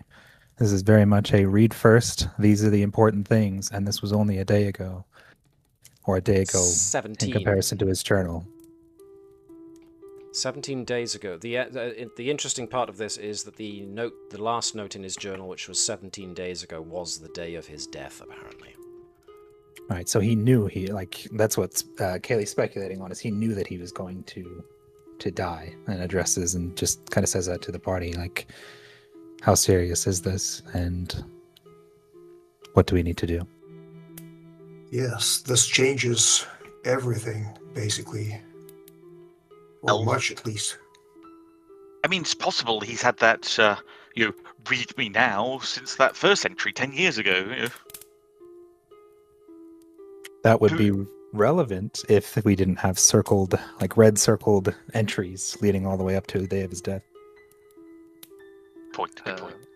I think Roach will grab one of the other books and just see what it is, since these books may be the reason he was killed. Okay, the other books.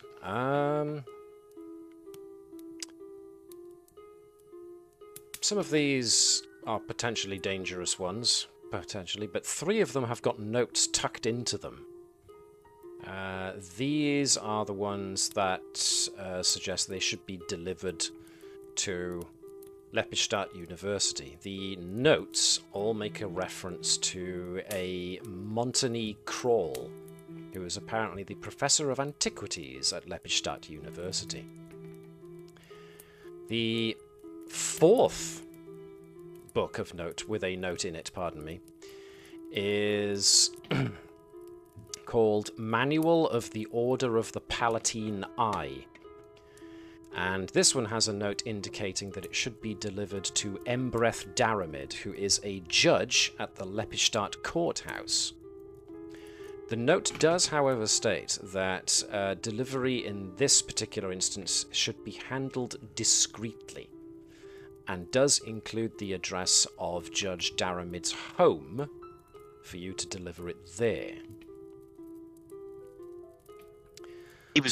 That name mentioned. Sorry, the Embreth Daramid was mentioned in the will reading, right? Correct. Now, this actually brings me to a little something. Let me get a copy of your tokens and take you to... Let me see, do I have it? Not on me, so let me activate your clue board. Dun, dun, dun. Whoa. I'm going to throw your character tokens in here. I'll just arrange them at the bottom here. I think I need to make one little adjustment to your permissions. I want to just check that I have done it right. To scroll all the way to the bottom, and no, I haven't, so let me do that for you now. Bop, bop. I don't know if it's going to reload it for you. If it does, I apologize. Just wait, because it's rejigging your permissions. I may live to regret this, but we'll see how this goes. I often live to regret what I'm about to do, to allow you to do, but hey. Is it now in the journal section of Foundry? Give me a moment. Oh, that's a good point, actually. If you want, I can create a journal entry in Foundry specifically for you guys to write notes in as well, if you want. Well, I think it's useful if we have a place where all your notes are there. I shall create a journal entry called Player Notes. I will give you guys permission to do whatever you want with it. So that is in the journal section, which is the open book icon. Oh yeah. You can do add page, make it a text page, and you can put whatever you want in it. But when it comes to the clue board, we are going to need to draw stuff on it, more than likely. So, the left-hand side toolbar has a pencil, which if you hover over it, it says Drawing Tools. As a default, it's got nothing specific selected. If you want to draw, excuse me, if you want to put text in, choose the letter A, draw a square somewhere on the corkboard, double click on that square, and if you find the text section, you can put any old text in it. You can monkey with the font size, even the font itself. If you want the border around it to go, you double click on the thing, find lines and set lines to be 0 to make the thing go away. You can drag it around, you can resize it, you can do whatever you want. You can also draw squiggles, whatever you want to do. Most of the other players I've given a clue board to inevitably draw a picture of a penis.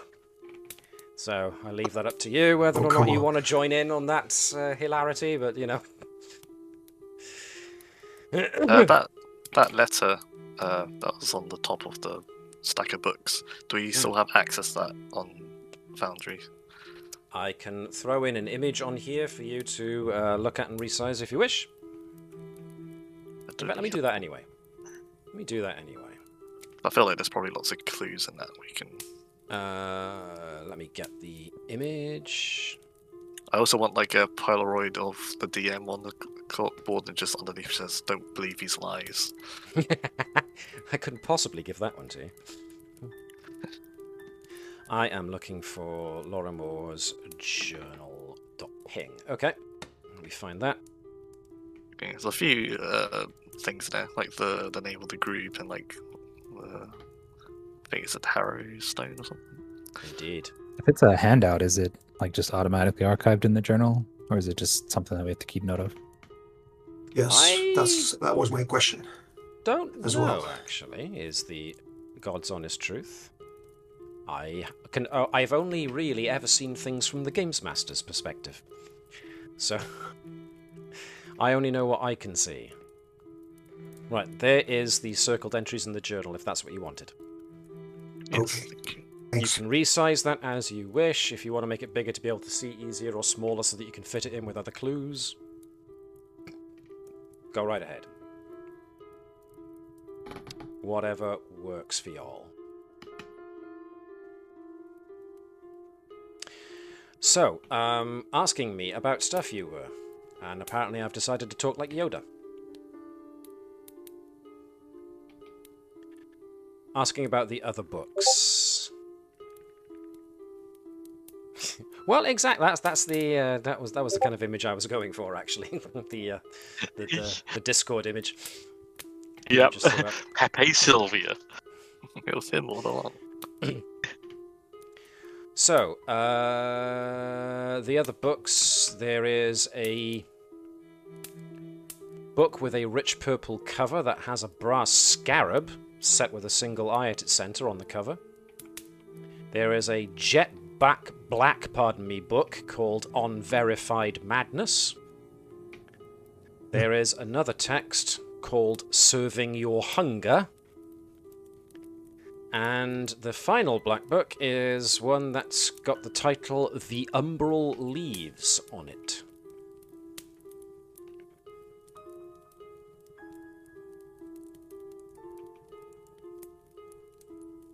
Anybody who wants to decipher what these could be can tell me, and I can tell them what they find.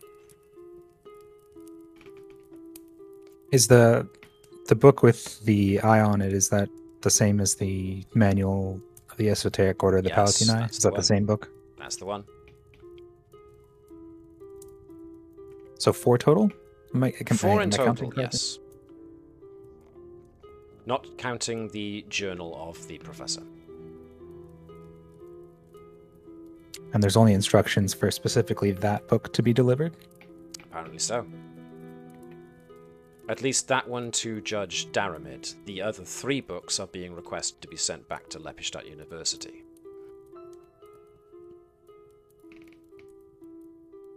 Okay. To, yeah, gotcha.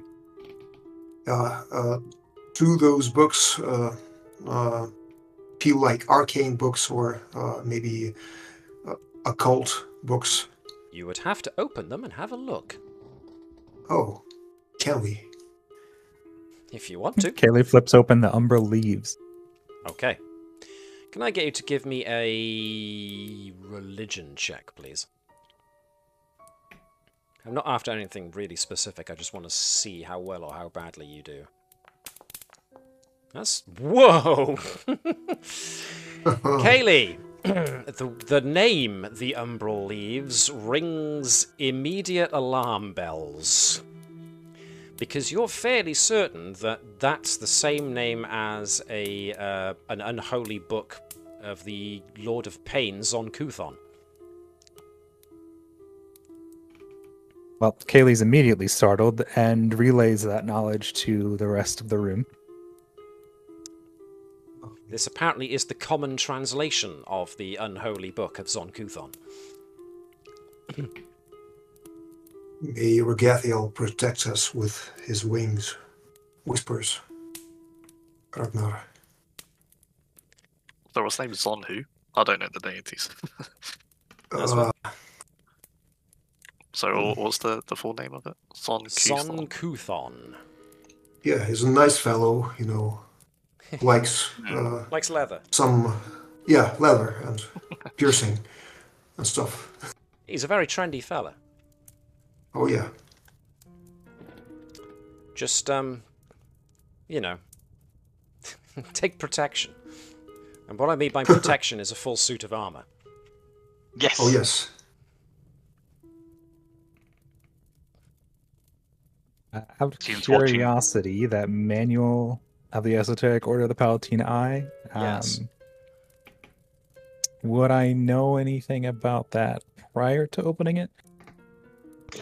Well, the book's covers are actually rimmed in polished steel and are clasped with shut with a small but intricate lock.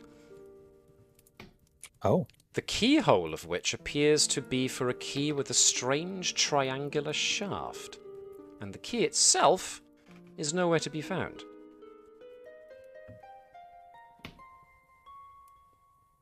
Oh, That's probably totally fine. Of Well, it character. seems Probably unusual totally that fine. the book would be left to be delivered locked, but without a key. Maybe the what's his name? Monterey Crawl. Maybe they have the key. That's why we should be returning it. But This isn't one of the books that Montagny Crawl is supposed to be seeing. It's the other ones. This is for the judge. This is for the judge, correct? maybe the judge has it. yeah. Maybe the judge has it. Yeah, I'm going to be honest. I kind of books are not really my thing. I zoned out a little bit while you people were looking at that. I was very taken by the all this talk about the undead, though. Maybe we should head to this Harrowstone immediately. Immediately. There's probably undead.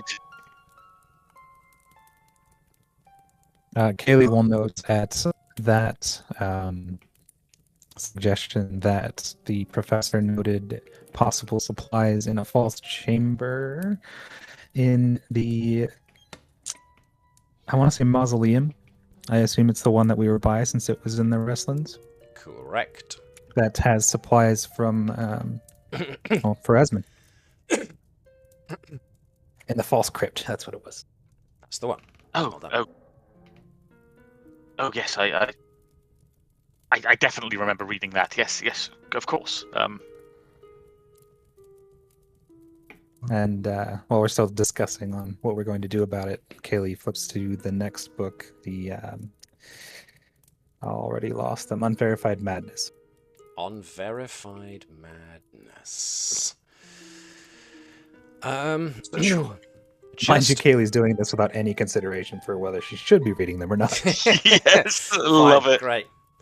Well, as soon as Caelee starts flicking through it, everybody else looking at Caelee doing it sees this frown, this worried look, and the further she flicks through it, this steadily growing look of horrifiedness on her face is growing, and it's basically page after page after description after unfortunately very graphic images of of aberrations and other hideously malformed creatures.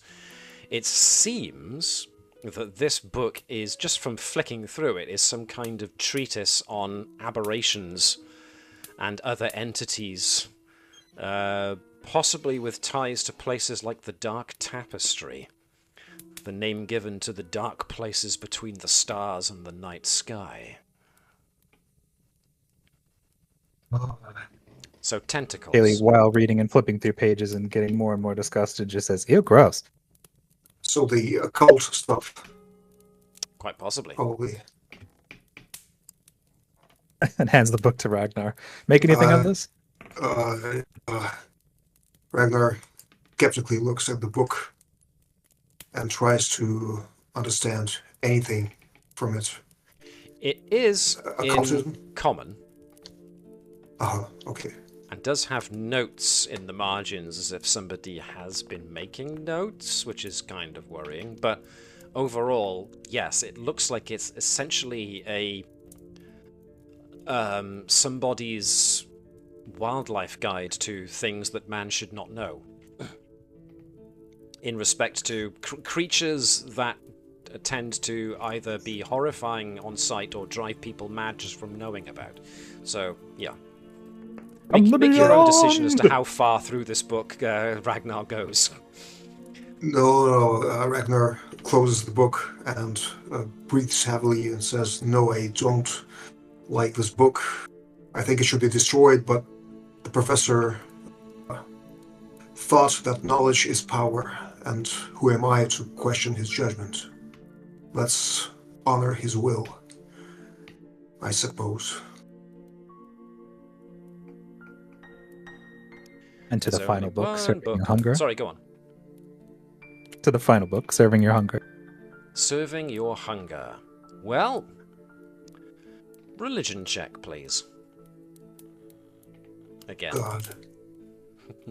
I mean, no pressure, but your last one was a crit. Okay. Less of one. Ooh, and that was a wah. Okay. This one is odd. It seems to be a book about the pleasures of physical excess, mostly in regards to food and other physical pleasures, but it also seems to have sections based on diseases from a standpoint of how great and interesting they are. And the further you go through the book, just flicking through it, you start to notice that more and more undead creatures start to grace the pages. You're not sure what this is about, but one name does come up every now and again, and that's Ergothoa. But neither of you can really place the name. You just know for some Sounds reason it's not good. Sounds like a dark deity. I can't quite remember. If you've ever heard of No it. wonder that people thought that the professor was a necromancer if these were the books he was bringing back. It does seem... You do recognize Lorrimor's handwriting on notes in the margins of Serving Your Hunger. Anything of note? Not really. They're just the kind of it's almost like biological field notes. Creature has distended jaw, therefore mandibular fracture might be the best way to prevent it from being able to close its jaws. That kind of thing. Lovely. Creature apparently ingests the tears of children, therefore stay away from and kill without mercy. That kind of thing. Oh, Professor.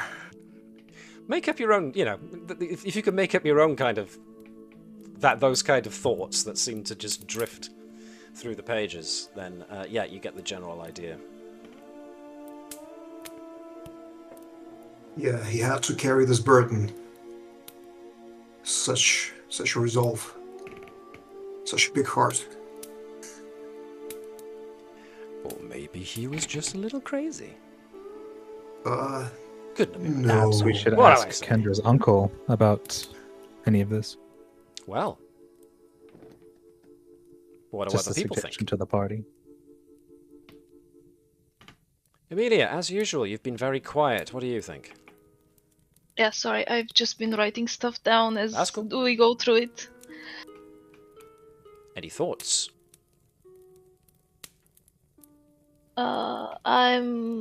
I'm in agreement with going to ask the Uncle Eddie.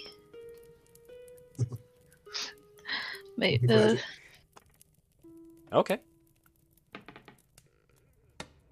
Is this something you guys want to do? Because you've spent a couple of hours now poring over these books. Yeah. Maybe vomiting from time to time. Yeah, you might want to Maybe take make sure a few Kendra's moments to still have a good. beer or something. Yeah. Yeah. Although if you want a beer, Is you can Kendra go to the okay? Laughing Did we Demon. leave her in the kitchen for 3 hours? Yeah, well, exactly. Yeah. There may be the sound I of feel- hatching somewhere elsewhere in the house. Yeah. Yeah, I feel like defiled in many ways. Take a bath, maybe. Yeah. I feel dirty. Yes. That's what prestidigitation's for. No, you have to take a bath, a ritual bath. After that. You usually have to scrub yourself with iron wire. Oh, yes, something like that. I'm going to need to flip through my my pamphlet of Pharasma to make to check that. I don't remember seeing that on my literature. Thankfully, Pharasmans Pamphlet has a aren't... centerfold of that. I do believe that Pharasma isn't one of those mortification of the flesh cults, thankfully. So, Yes. but I hasten to note, those of you with a high enough knowledge of Pharasma do know that there are other Pharasmin cults who are a little bit different from everybody else sometimes. It's that pesky book of prophecies. People interpret in different ways. There's even tell of a sect of Pharasmins who are actually soft on the undead. But that's got to be a For sure. That's got to be For a sure. Anyway, not to Blasphemy. get drawn too far away from this. Sorry to interrupt you there, Nick, but there was the idea floated there of going to see Uncle Addy. It sounds like a good one. Yes. Is that where folks want to go next? Agreed. For that, yeah. 3-4? Sounds good. Okay. Yeah.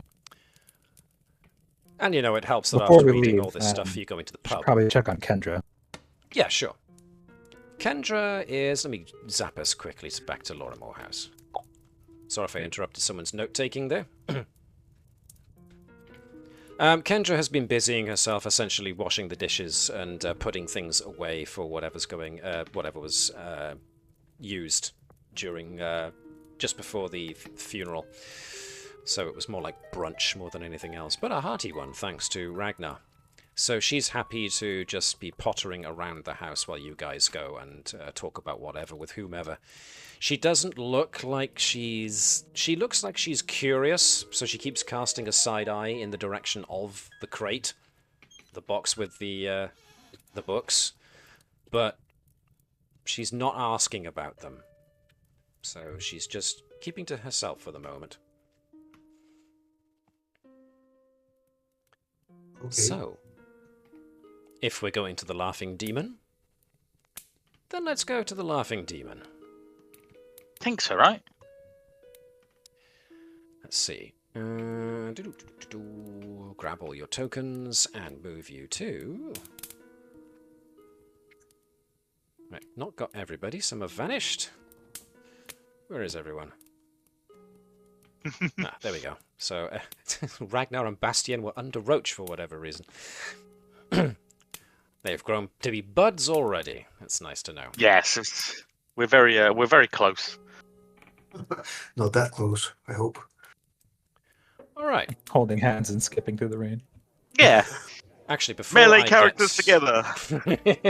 Before I get to... Let me actually take you away from this, because I want to show you where it is in relation to everything else. So you guys start here in Lorrimor House.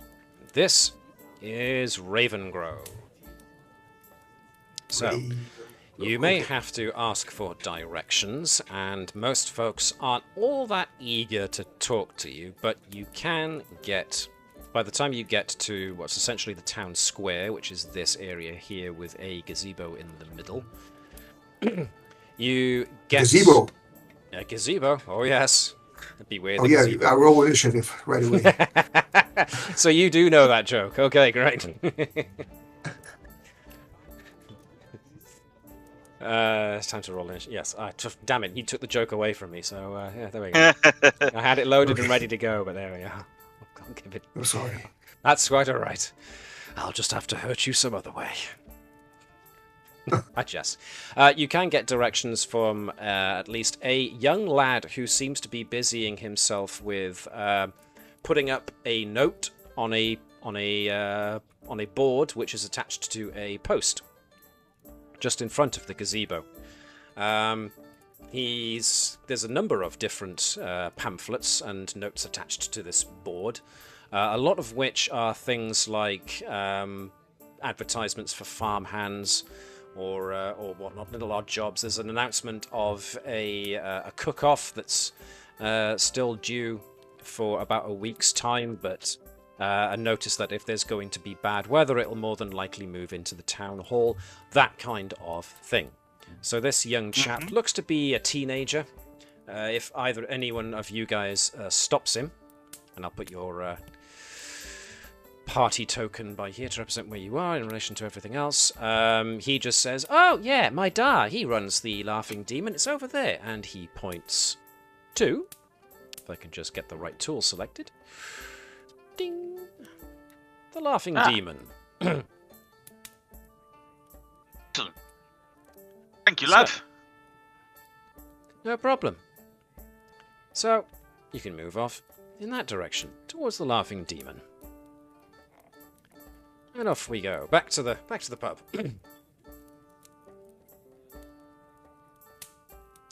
Standard tavern, the likes of which those of you who travel around are more than familiar with. Pretty big, not small at all. Has apparently a stable building attached to it, and is apparently mostly a single-story building, the front doors of which appear to be directly in front of you here. You can already hear music and conversation coming from within, even though it appears that Syrinscape itself has kind of stopped. We probably for a little bit of a low profile. Yes, the guys with arms and armour. Clanking your way up the stairs. Yeah, let's try not to immediately start any ruckus. So, let's put Adivian Andrasant in here. So, I know that there are a lot of characters in here that all bear the same face. That's just to represent a smattering of common folk who are themselves scattered around at the various tables. You recognise... All commoners look the same to you. All commoners look the same to you? Well, there we go. We're seeing it through Bastien's eyes. For better or for worse. You notice that the portly fellow with the smile lines who was at Professor Lorrimor's farewell ceremony is there behind the bar. He has shed his darker overcoat and is just in his shirt sleeves, helping out behind the bar. But, of course, the one individual that you can pick out from everybody else around is indeed Lord Andrasant, sat by himself next to one of the fires. And as you walk through the doors, all of you very noticeable, a lot of you getting side-eye from the locals, he puts down this newspaper he was reading, very thin one, and waves you over. Yeah. My friends, you Uncle made good Addy? on my invitation. Yes. Sits down. Well, this is in need of a celebration, or situation considering, but at least get a few drinks and some food to lighten our moods, yes? And he signals for the serving lady, serving girl, who comes along, and he just orders what would probably be enough to feed you all for a solid day. You know, enough. There's going to be enough food coming that you would pile every meal in one day into one big lot. Mm-hmm. So those of you who are watching your figures, kind of grow. Some of us say thank you. Oh, yes, of course, thank you. Yes. Excellent. So, not standing on ceremony, Adivion just starts tucking in, but it seems as rough and ready as he's trying to be, he can't seem to get over the fact that he's holding a knife and fork in a very obviously posh way. Yes. So, what brought you to brighten my table so quickly, my friends? Not that I'm complaining, of course. Of course. About those rumors. Can you go into more detail? Those rumours. Well, and he looks around at all the various commoners. If you will notice, there are a great multitude of people who are trying their best to make it look as if they're not looking or eavesdropping at us at this very moment. If any of you do turn to look, you manage to catch sight of one or two people at their tables quietly turn away to make it look as if they weren't doing exactly what Adivion and Andrasant just told you they were doing. Excuse me while I clear my throat. Yes, well, in the short amount of time I've been here, I've been hearing nothing about tales of how Lorrimor would go on his fanciful excursions. Bring back all manner of weird and wonderful things. I get the general impression it's mostly because he made no bones about the fact that he was a rather well-travelled, well-read individual. Rumours. But there was something about him poking around an old haunted prison of late. I don't know if you know anything about that. The Harrowstone? Prison, you say? Oh, is that what it's called? I asked the locals. Sorry.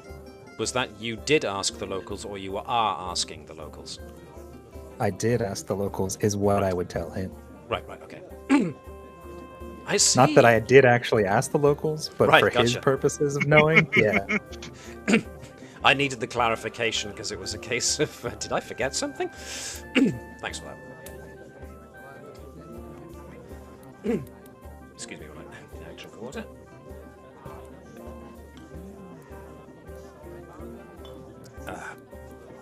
Harrowstone. Sounds delightful. Well, I had talked to him about this on a number of occasions. In fact, unfortunately, that was why we haven't spoken in some time. Not specifically an old haunted prison, mind you, just his predilection to going into dark and dangerous places. That was why we had that argument the last time we spoke, and why we haven't seen each other in some time.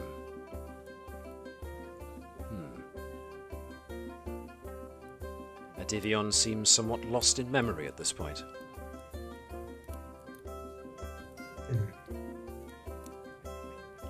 But what was, if I may ask, sir, what was your relationship with the professor? You were his friend, his relative? He cracks, he cracks a sly smile at one side of his face, which he doesn't try to hide. Sir Knight, when you look at me, what is it that the first impression that leapt into your mind? Don't worry about offending me. I'm totally inured to such things. Just give me your honest answer. When you looked at me the first time, what did you see? Well, sir, I was taught not to judge people by external appearances, so I tried to look deeper. And I see that the professor and his daughter trusted you, and that made me trust you, to an extent at least. Interesting. But externally, you looked like a noble person, noble man, with good manners. Oh, well.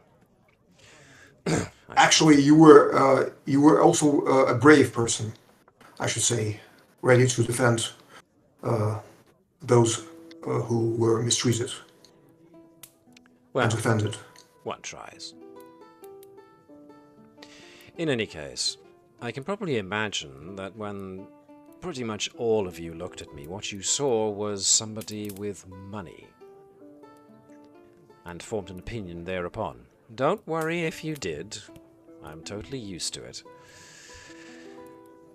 A man in my position often finds oneself surrounded by people who are very, very eager to agree with everything they say, if you know what I mean. Yes, I agree. Very good. Here, have an additional yes man. Well, as you can imagine, it's not often that one comes across folks who disagree with things you say. But then I met Professor Lorrimor. And he was the first person I'd ever met to vehemently disagree with me on something. And it was at that point that I decided I needed to get to know this man better, because there was something very compelling about the way he phrased his arguments. I just needed to know more.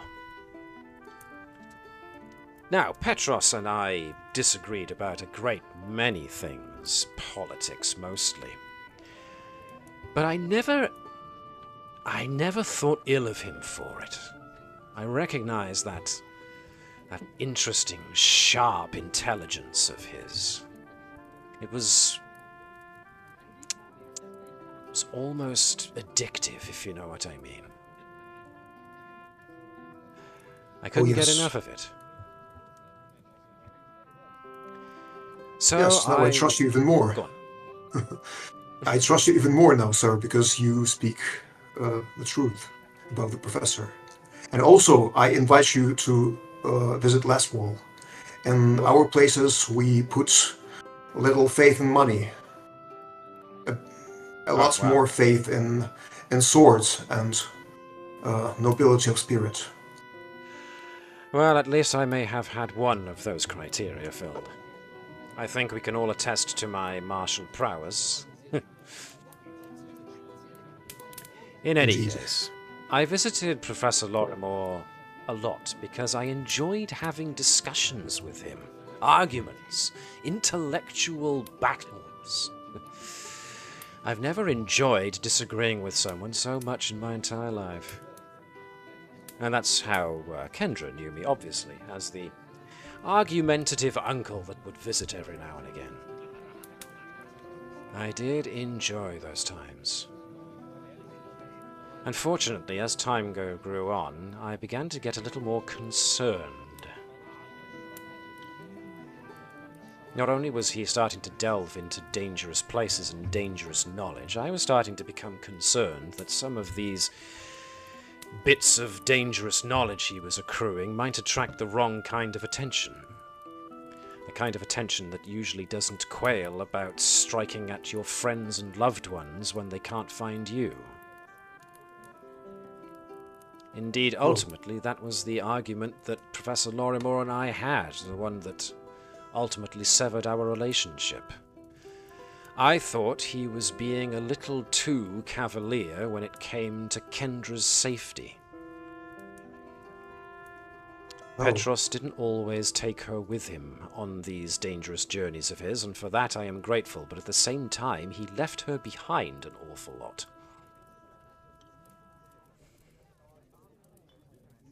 To say that we argued about that would be an understatement, and in the end, we parted company. More's the pity, but I just couldn't agree with him for putting Kendra in danger like he did. So, ultimately, he's her father, and he has to make this decision. And like I feared, it may have cost him his life, and now Kendra is on her own. Well, in the present company accepted, of course.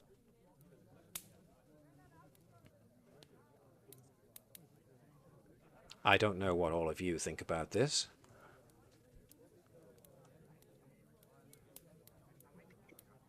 Whether you agree with me or not. Who's to say who's right and wrong in these kind of academic discussions? Well, quite. In any case, I've succeeded at bringing the mood down, I am afraid. This is supposed to be a somber occasion, but a wake is also supposed to be a time when one celebrates the lives of those who have moved on. So, yes. I offer a toast. Professor Petros Lorrimor. And he holds up his glass. Ian lifts up a tankard of ale that he's got from somewhere. Yes, Old Laurie. Go on. I heard somebody else enter something there. Nope, I was hallucinating. Okay. I think I just said that Roach also raises a cup. Okay. All right. Anything else anybody else wants to bring up at this point in time?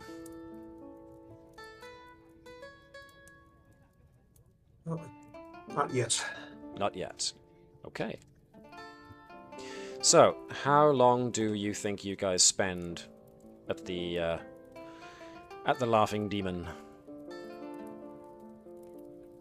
Like there's a few sharing of stories of times that that old Laurie did something or appeared. Sure. So folks are generally sharing their stories of how they met Professor Lorrimor and what kind of stuff they got up to? Yeah, I think bonding moment.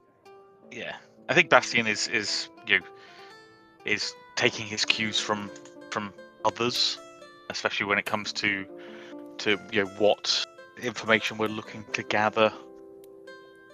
All Bastien can kind of think of at the moment is the undead plot and prison that was mentioned.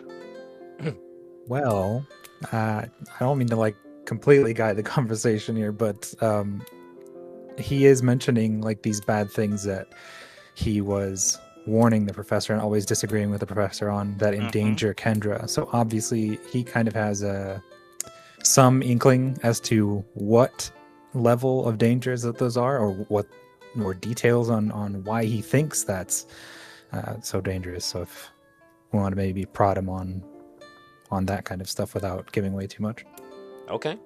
Anybody else got anything else they think they want to steer the conversation towards? Emilia, once again, you've been very quiet. Anything you want to bring up to the conversation? Not necessarily to this guy, but I do Okay. feel like his story made me want to share with Kendra more about what we found. Okay. Also, Ragnar is telling a few stories about the professor, but he very fondly begins to tell stories about Kendra and how she is great, how she is powerful and beautiful and stuff like that. As he drinks, it becomes more apparent that he likes Kendra very much and very Yeah. I respects think her. the signals are coming through loud and clear there. Yeah. Yes. And it makes Adivion kind of cock an eyebrow over whilst he's drinking in Ragnar's direction. You can't quite tell if it's approving or if he's giving you a wary side eye. It's you're not sure. He could just being a protective quote Okay. uncle. Quote uncle that I get the vibe that he kind of is into her too. God, Oh, no. Oh. bad behaviour. No, Wow. no, get the spray gun out. Well, What kind of uncle who's so repellent spray concerned would- about Kendra. Sorry, Yeah. I also talked over you there. What was that? No, it's so when you were talking like Uncle Addy, my impression was that he was his brother, but from this, he met him at a point and yet is so concerned about Kendra. So Caelee in the back of her mind would be both between, how do you know of the dangerous things, and also you seem a little too interested in Kendra, and your concern, quote unquote, about her safety would drive Caelee to, in the back of her mind, think that he's not only suspicious but also perhaps after Kendra. Okay. Bastien Whether is that's like a proper none of romantic this. thing or not, So Caelee is bringing these Of topics up, character, so does. being direct about it, It or would be- insinuating it would be in the into back of her conversation to mind. direct It would be like something that I would notice, but I don't want to drive everybody's how they want to converse with him in that direction right. and like pressure him. So these are observations she's making in her head. Yes. Right, gotcha. Okay, cool. Think of on the corkboard. Well, do you want me Could to be bring the creep. corkboard back? Just check. Potential creep, question mark. Okay.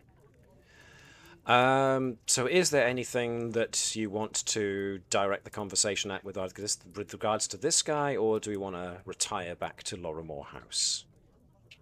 I think Roach will maybe inquire maybe like the last type of conversation he had with the professor before they departed, and what they like disagreed on in particular.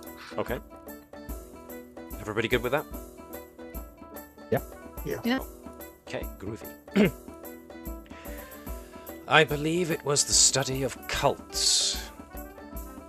Now, I'm a learned man, and I've been around, and I know that cults do exist, and more often times than not, they're harmless, but when one starts actively looking into cults that may be from antiquity, that's when I start getting worried.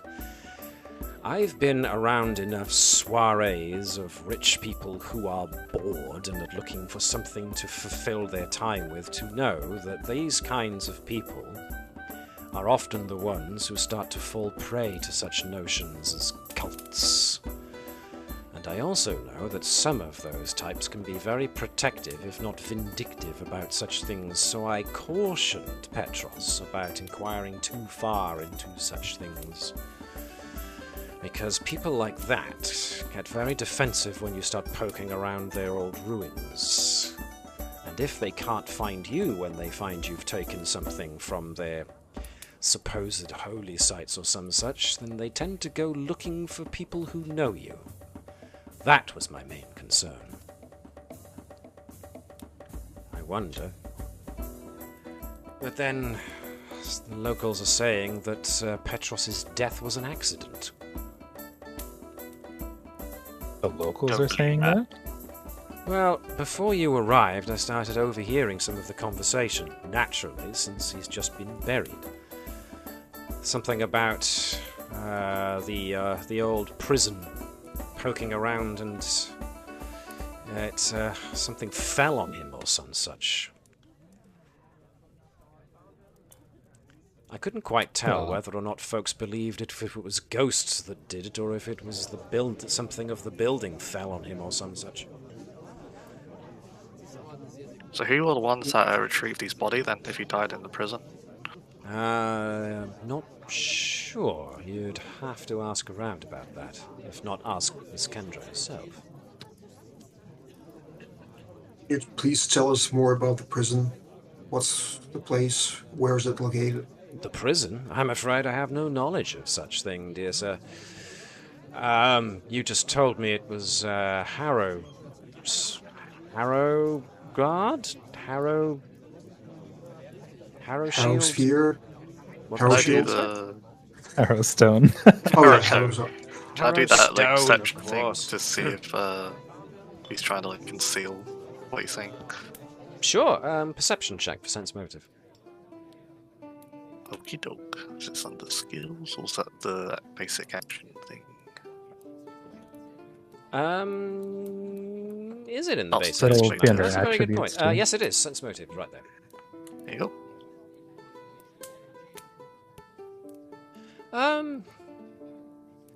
You don't get the read that this guy is being deliberately misleading about anything. Okay.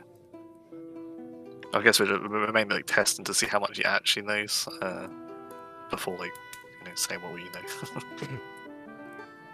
So, yeah, if you do prod him, then it seems for the most part he doesn't know much, only what he's overheard, and he doesn't seem to regard the information very well. So, yeah, he's very dismissive about what the commoners say. He's also concerned about cults and the kind of people that are attracted to cults. So I would kind of poke him on that and ask, do you suspect any cults in particular, any people in cults in particular? Ugh. I don't know. There are secret societies within some noble circles that one tends to travel in. Not that I'm a part of one, I hasten to quickly add. Ugh. Obviously. Just an excuse for rich people to dress up in silly costumes and start chanting things on the off chance that something actually talks to them and gives them something different to do with their otherwise mundane lives. And by mundane I mean, walking around being posh and important and having everybody say yes to you.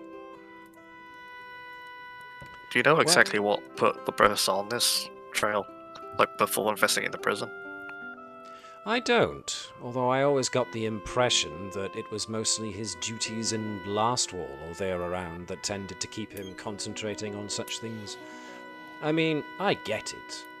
I got the whole noble pursuit of making sure that the Knights of Lastwall had every piece of knowledge available to them to continue their work, and all power to the Professor for that. But sometimes I did worry that he was poking around in the wrong ruins, if you know what I mean. Please elaborate, sir. Yeah. Well, as far as I remember being told, there are a lot of ruins outside of Lastwall. Places where the undead are supposed to reside, or haunt, or such. I mean, you said you were from Lastwall. Are those rumors actually true? Very much so. Oh, frightful. The fact to think that Petros is potentially poking around such places. But we did. My father and my mother and we poked around those places, testing his knowledge, testing his battle tactics. It was Gracious. immensely useful. It was courageous, and his techniques were fantastic. Well, good gracious. Oh, well now I feel awful for having berated him at having done such. Ugh. Kendra also mentioned he had a... Oh, sorry. No, go on. I think Kendra also mentioned he has quite a few colleagues in Leberstadt. Are you associates with them as well? I know of the of Lepestadt and its very fine university. Like I said, I spend most of my time in the city when I'm not away on business, having to cater to my father's clientele. It's where the majority of my learning comes from, in fact. Your father? Oh, where I inherited my my riches from, my titles, my territories, all of that. And who Quite is dull. your father? Well, forgive me for pointing it out, but you yourselves seem to have much more fulfilling lives. I mean, Maybe, Am I but wrong? we're also not nobles, and speaking of our rich father. Not quite. I know it may seem glamorous, but you know, always the case, old chap. Well, quite probably. It's entirely probable that I am heavily biased against my own class, and I am letting my true disdain for such shine through and colour my comments. If I have offended anybody, then I do apologise. No offense taken. Yeah, sir. no offense. But if you're not happy with your class, have you considered, I don't know, abandoning and joining a temple or something? I know a temple of Pharasma would be more than happy to have such a chap as yourself helping out. I find that a learned man such as myself suffers from that age-old curse of knowing that the gods exist rather than believing that the gods exist, if you know what I mean. No. Yeah. It's a somewhat more academic pursuit than anything else. But it does make it a little difficult to actually become a member of the faithful. After all, which of them is the one? Well, Tough. is there one or many with more importance placed on certain of them? I'm pretty sure other gods exist, but that doesn't make my service of the lady any less true and No, I wasn't implying otherwise. Do excuse me if it seemed it was coming off that way. no, it's fine. These theoretical religious discussions are always fascinating. Theoretical, theological discussions. Well, yes. Hang on a second, excuse me, please. Cat, please. Currently have a furry black thing chewing on my elbow for attention, excuse me.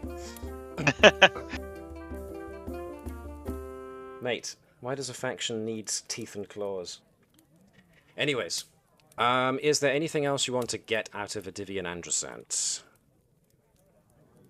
I don't know if there's anything like we think out of character. Do we think there's anything we can pick from him at the moment, or maybe we come back if we get more leads on things?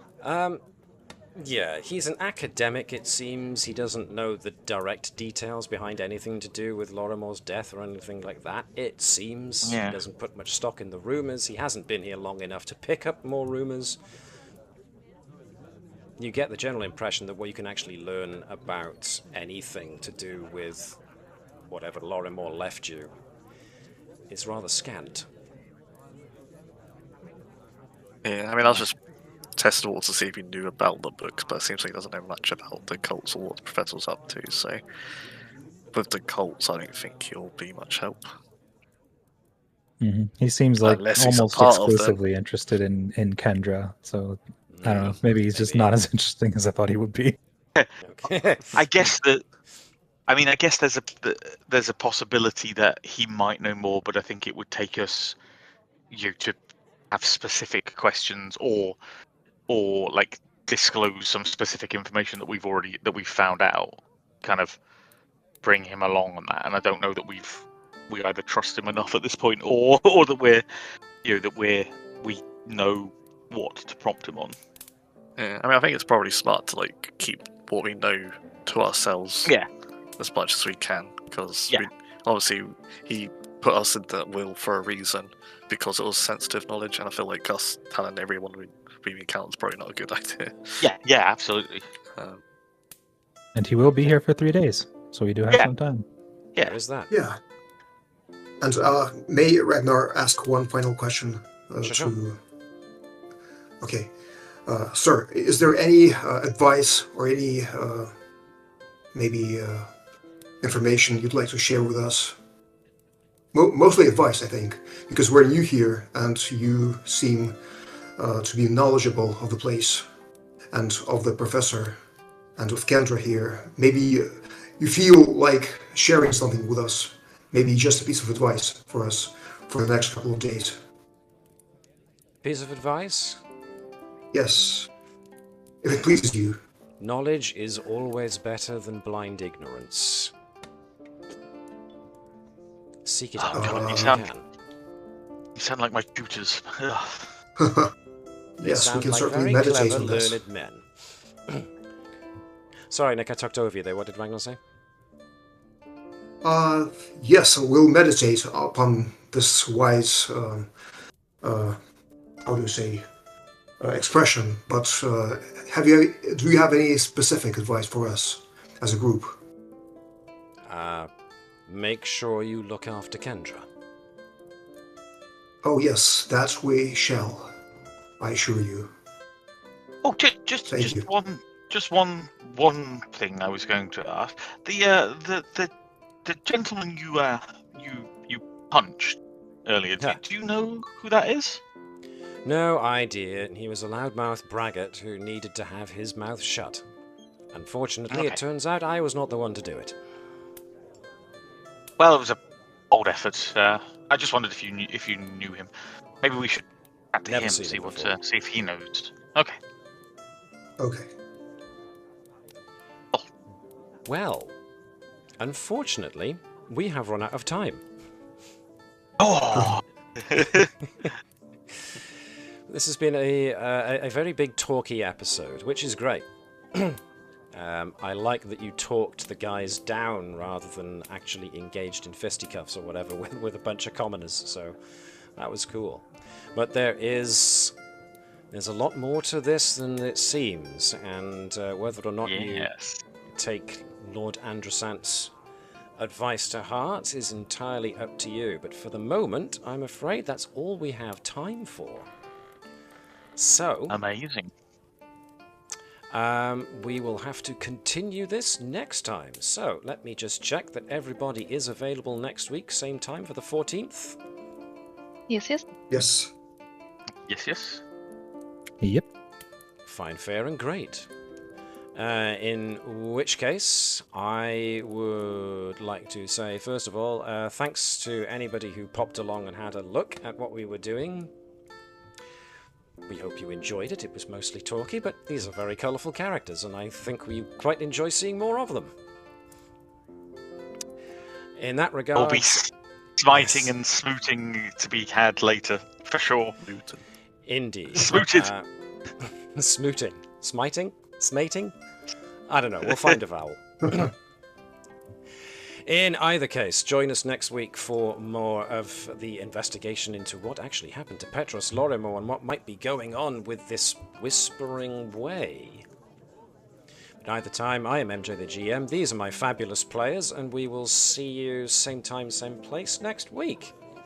Take care of yourselves, look after each other, and treat each other with kindness and respect, because, let's face it, that's what the world needs right now.